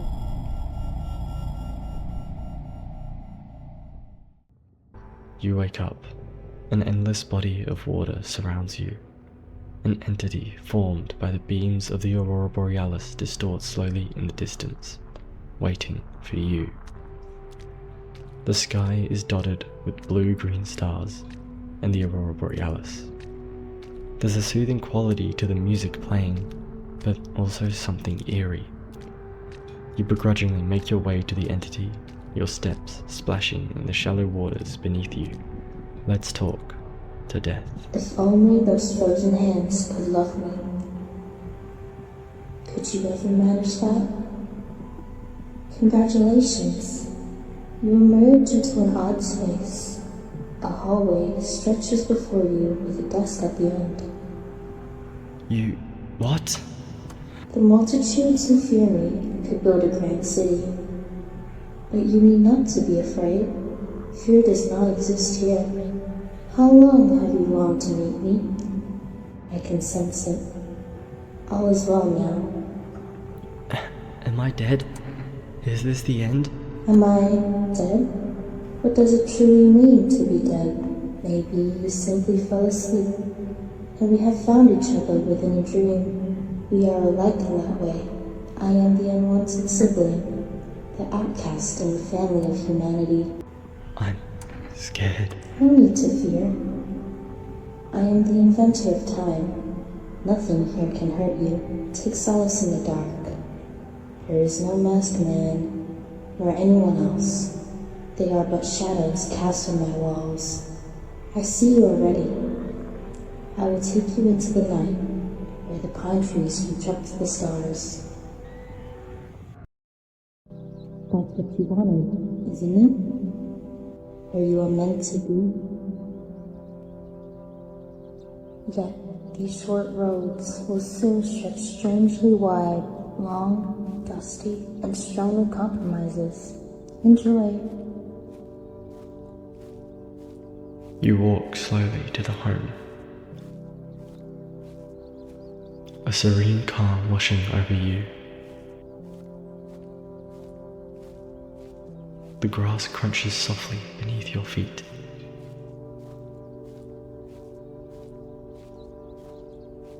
You make your way to the door.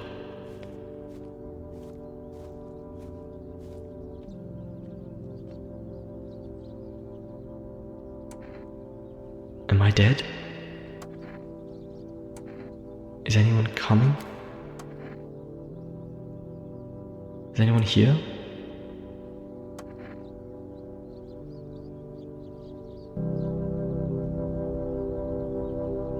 Day and night mean nothing here. I don't know how long I've been here, but now I feel calm, so very calm. It's so very still. There's nothing more to hinder you here. I hear no footsteps, no voices. I feel nothing. I don't remember how I got here. I don't know how to leave. But I don't really want to. I just hope this lasts a little longer.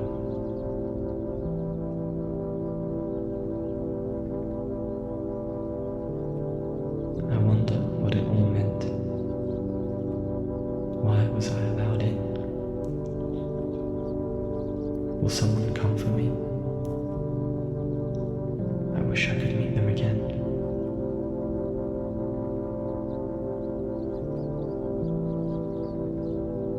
But that can wait. I'm tired. I'll just rest a little while.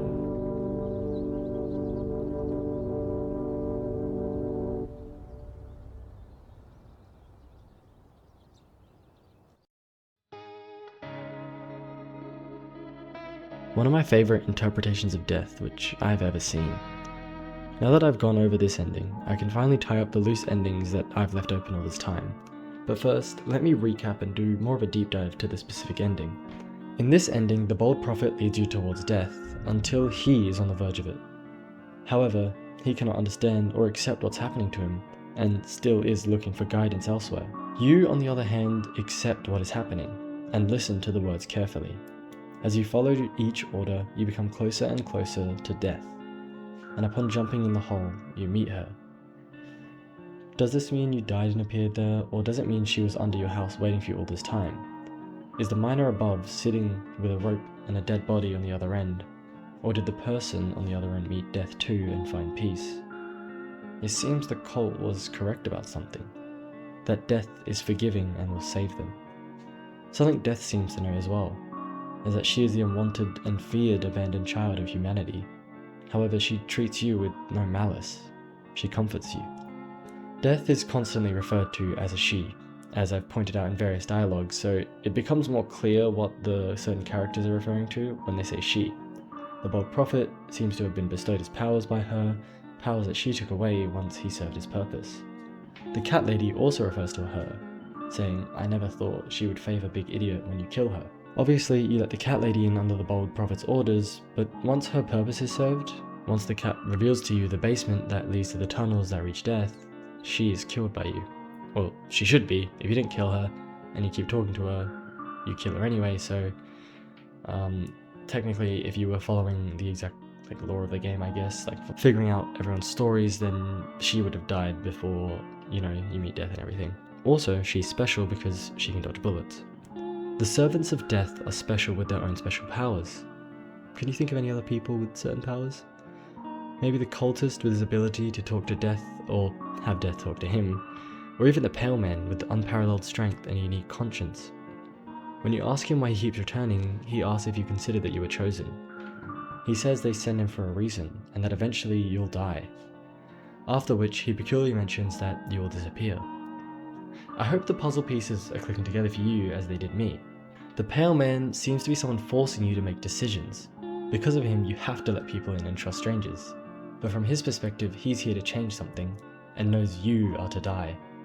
However, he doesn't know how. Perhaps in another life, without the Pale Man, you never let anyone in. The visitors came and killed you because you were defenseless. Or maybe Fiend stopped by and realized you're the only one home and came to take you instead of someone else.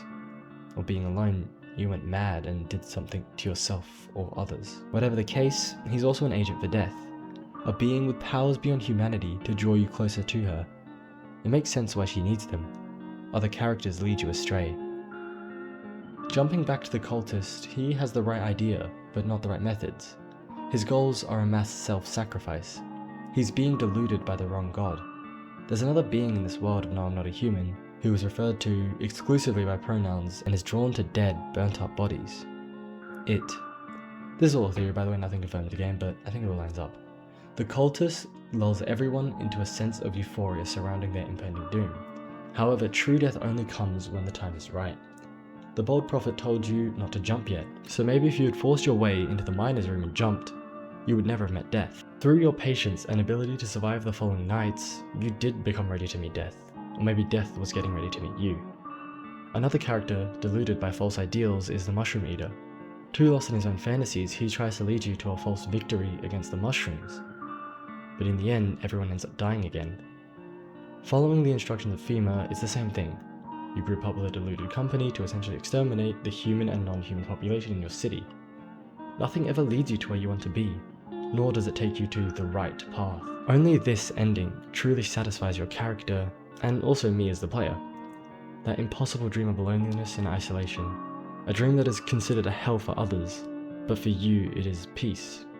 A peace you don't want to end just yet.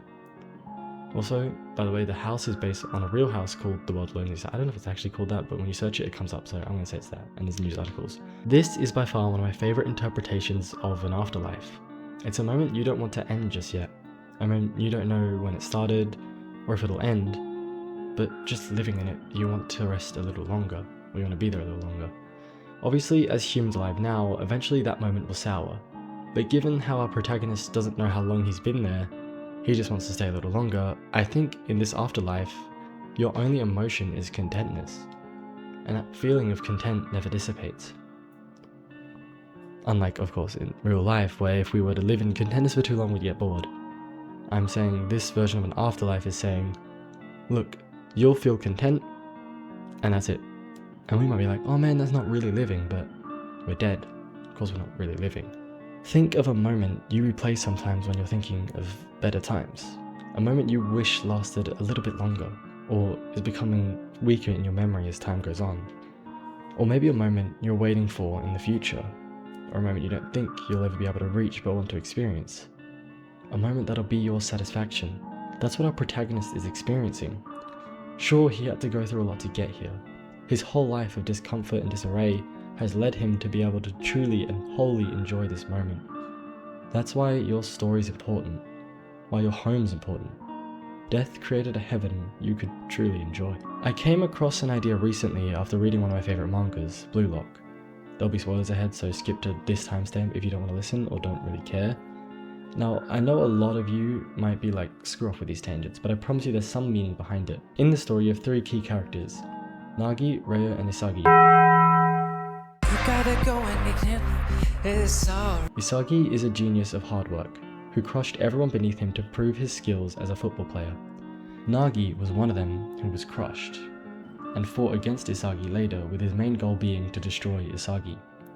He also set out a dream with Ryo to become the world's best together. In their game against Isagi, way later in the series as Manshine City, Nagi and Ryo make an incredible play, in which in front of the goal, Nagi dupes every person that predicted the flow of the game by faking a shot 5 times in a row, and instead of juggling it, scoring a super goal that sent the world into a frenzy for him. In that one play, his talent surpassed Isagi's work, which he had used to crush Nagi earlier.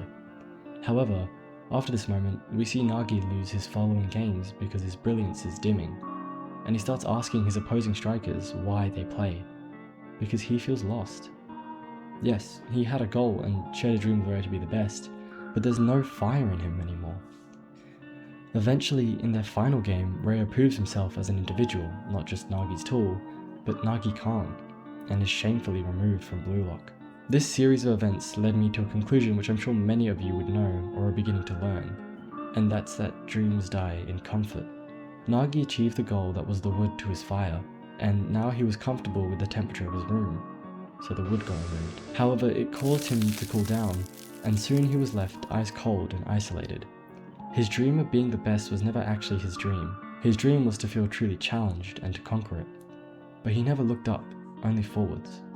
The moment he was comfortable, his dream died and his skills dulled. Comfort ruined him. In your life as the protagonist, you were never living in comfort. There was always a turmoil occurring, whether it be the nightstand by your bed, the box in your storeroom, the behaviors you adapt to avoid your internal struggles that you were never allowed to feel at peace. In your life as the protagonist, you were never living in comfort. There was always turmoil occurring. The catastrophe forced you to let people in. Well, the Pale Man forces you to. You have to suddenly throw away everything you told yourself about humanity, about your trauma and the past, and you have to treat people as people, even if you weren't treated that way. In doing so, and hanging on to life, you prove to death your worth, and your turmoil ends. I'm really going a long-winded thing, and that's also kind of the mentality that made me write this script, so I'll end the discussion with that ending here. Now I'll get into the theories, important parts of the stories and Easter eggs or stuff I just didn't go over in the 11 endings. Have you played The Last of Us? Or at least heard of it? In that game, similar to this one, there's an epidemic of zombies brought on by something quite peculiar. A fungus. The cordyceps theory links many different so-called coincidences in No I'm Not a Human to explain majority of the game's happenings and mysteries. While I don't personally believe this is the answer, I find it to be pretty compelling with its explanation. To better explain it in the world of No I'm Not a Human, I'll tell you about how it works in The Last of Us. Well, actually it's probably better the game just tells you. There's a fungus that infects insects, gets inside an ant, for example, travels through its circulatory system to the ant's brain and then floods it with hallucinogens, thus bending the ant's mind to its will. The fungus needs food to live, so it begins to devour its host from within, replacing the ant's flesh with its own. But it doesn't let its victim die, no, it keeps its puppet alive by preventing decomposition. Fungal infection of this kind is real, but not in humans. True, fungi cannot survive if its host's internal temperature is over 94 degrees. And currently there are no reasons for fungi to evolve to be able to withstand higher temperatures. But what if that were to change? What if, for instance, the world were to get slightly warmer? That's right. The very first noticeable thing that happens in No I'm Not a Human is that the temperatures begin to rise. With this, fungi such as cordyceps can mutate or adapt to survive higher temperatures as to not go extinct, and thus will be able to take host of creatures with higher internal temperatures, like humans. This adaptation leads to humans being infected by the fungus, and creating the zombie visitor epidemic, near human hosts who become puppets of the fungus. The psychics from earlier in the story begin to make sense. They told you not to go near mushrooms or kombucha, any type of fungus, because the mycelium will control you. It also explains the mushroom eater ending. At least in my opinion, it becomes clear the mushroom eater is a man receiving hallucinations from the cordyceps, or a zombie causing fungi, but I'll just say cordyceps for now, and is being used to indoctrinate others into the infection, causing you to eat a mushroom and hallucinate yourself. I mean, you could still view the mushroom festival as a bombing in this context, as though it's like one large hallucination ending with a bombing, but maybe I just want my own headcanon to pull through. This also explains why FEMA burns down houses with a history of visitors, and wear hazmat suits. The easiest way to kill the fungus is simply to burn it, and as it can spread through spores, the suits help protect from that form of contamination. It also explains the weird dream you have after long or repeated visitor exposure, in which you seem to not really be conscious. The conspiracy theorist was somewhat right about it being a brain parasite, however he had the wrong prevention measure. It's not earplugs, but a mask he should have been wearing. If he really knew, he'd be a guaranteed human. There's a couple of holes in this theory though. This kind of infection doesn't give their host paranormal abilities such as immense strength, future sight, or ridiculous flexibility. Also, they aren't able to infect dead hosts. As the guy from The Last of Us stated, it keeps the host alive, and that's because it has to. It's a symbiotic relationship. Characters like the Graveyard Digger and the Cashier Girl both show examples of this. The Graveyard Digger said he saw people coming up from the ground as the news reports, and is why dirty fingernails is a sign. The cashier also passed out in the morning sun, and most definitely burnt to death. There is of course rebuttals to this. This is just a personal one that I made up when writing this script that can be sort of used to counter-argue against what I just said. One is that the daytime is a planned event by the likes of FEMA or some other entity that is controlled by the cordyceps to infect anyone who is outside. The person on the phone roulette said they made it to somewhere cold, so the temperature increase isn't global, indicating it isn't to do with the sun, but maybe local atmosphere or artificial influences. So while it is certainly a solid theory, it's just not how I interpreted the game. Another theory does link in death and it. It's a theory about two gods, one called death and one called fear. In this, the entity you meet at the end of the line is death, a benevolent, calming, and misunderstood being. On the other side, you have fear, or it, a malicious, savage, and fearsome being. Fear is the incarnation of humans' worries about death. While death is actually forgiving and accepting, over time the knowledge of this benevolence is overtaken by the fear of death as a concept. This manifested into the being fear, an uncontrollable mass of shambling corpses that only seeks to consume. The cult is our best look into this dynamic. They are aware of the benevolence of death, and that the knowledge of her goodness was known upon the earth. However, they are manipulated by the entity of fear, burning themselves at the stake and condemning themselves to the greatest horror imaginable as opposed to peace. Upon simply seeing fear, the blind man is cursed to die a horrific and drawn-out death, as he is tormented every night by it. Fear is the entity, and it is what creates visitors, while death is what saves people. When someone dies at the wrong time, for an easy analogy for this, when someone jumps in the hole too early, fear takes control of them, bringing them back as a puppet for its will. The goal of fear is to strike fear into others and draw all humans closer to it. Eventually, it'll absorb everything into itself and potentially overpower death to consume everything in all of time, as death is the inventor of time and stuff. I don't think this is the actual theory I came across when researching, but it's just an interpretation that I'm creating from my understanding of both the theory and the game. The reason this all started now is because of FEMA. As is proven by calling FEMA early, they are a pre-existing secret government organization. I believe their original purpose, as I'm pretty sure I stated before, but if I haven't, is to contain it, or fear. However, fear was growing stronger, and it was either warping reality or growing in power from the increased heat. This caused the visitor outbreak as FEMA kept trying to keep control of fear and stop it from escaping. They were instructed to burn bodies to get rid of all the remains of people so fear couldn't feed on them. Either they didn't know fear was drawn to burning bodies, or fear was already in their minds, manipulating them to burn bodies. Fear consumes them, the blackened corpses. To be honest, this theory isn't far off from my own.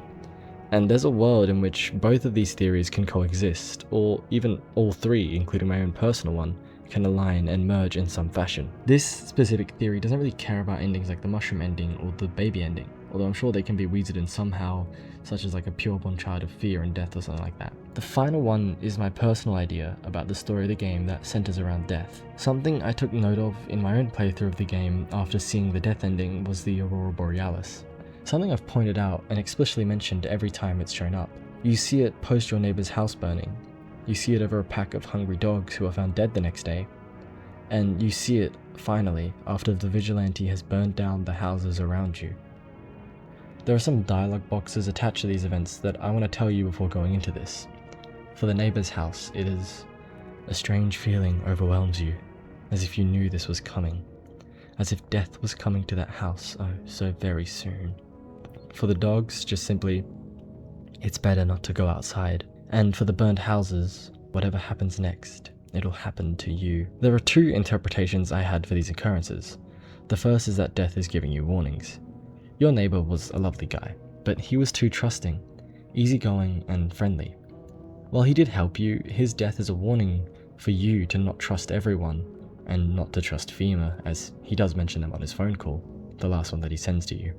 The dogs is a warning not to go outside. Pretty obvious as it's literally in the text, it's better not to go outside, but it's also a warning to keep your wits about you. Don't turn into a savage and become too reliant on others, as the dogs who are soon to die have done.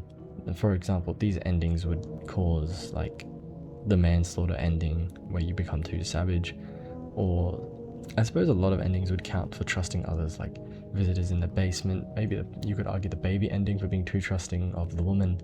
I can't think of any at the top of my head right now. Finally, the rubble of the neighboring house acts as a warning against both the Vigilante and to remain wary. Even as the game draws to its close, the text is a clear warning against that. Whatever happens next will happen to you, obviously. The other interpretation is that they are markings of death, the benevolent. Your neighbor died when he was supposed to, living true to himself even if he got himself killed.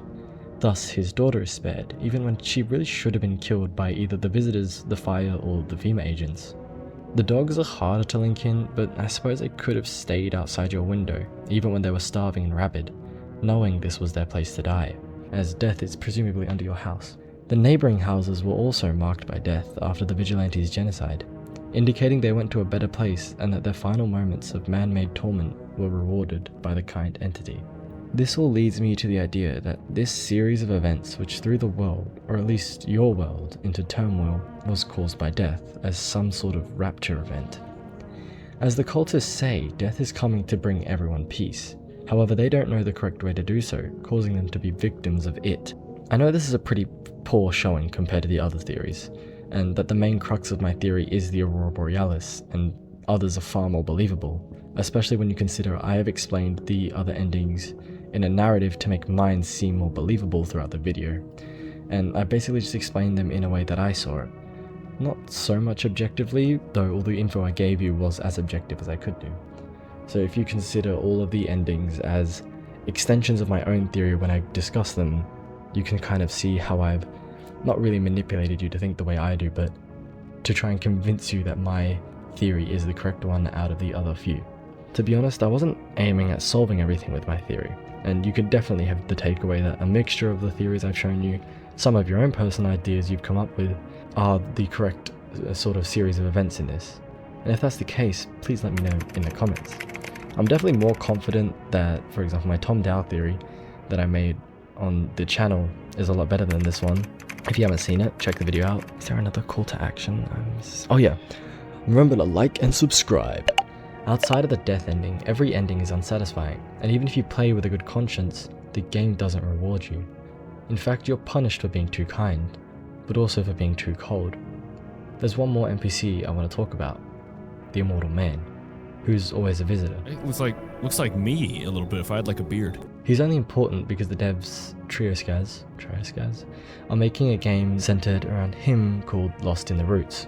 In this game, though not a human, he's looking for his daughter, and in the game Lost in the Roots, you seem to follow the daughter, but in the same universe as No, I'm Not a Human. To end things, finally, about this game, I want to talk about my favourite part and what hooked me. The OST. The soundtrack in this game is incredible, and is why I think it's the eeriest game I've ever seen. The music is already a staple in media, and you've probably heard of it somewhere like on TikTok, just because it's just got such a unique vibe that inspires a sense of uneasiness. Some tracks are beautifully eerie, calming but unsettling, or just generally creepy. The night theme becomes slower and more distorted as you go on.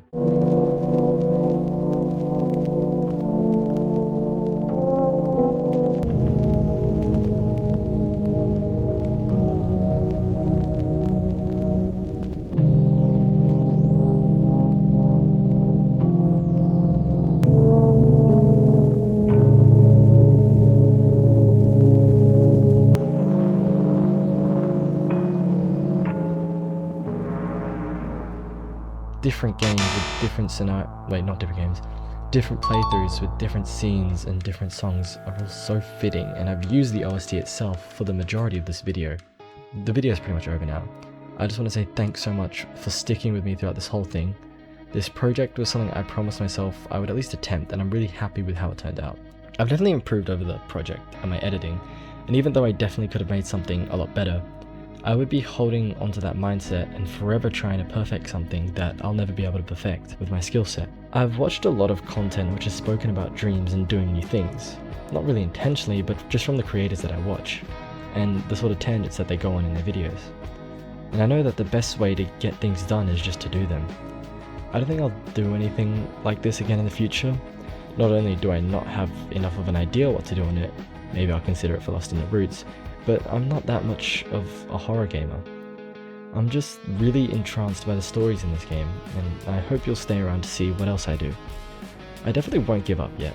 I'll look to branch out into my other interests too, like manga and Pokemon, and different kinds of games, so let me know what you want to see. With that, this has been my take on No, I'm Not a Human. Thanks for watching, and see you next time.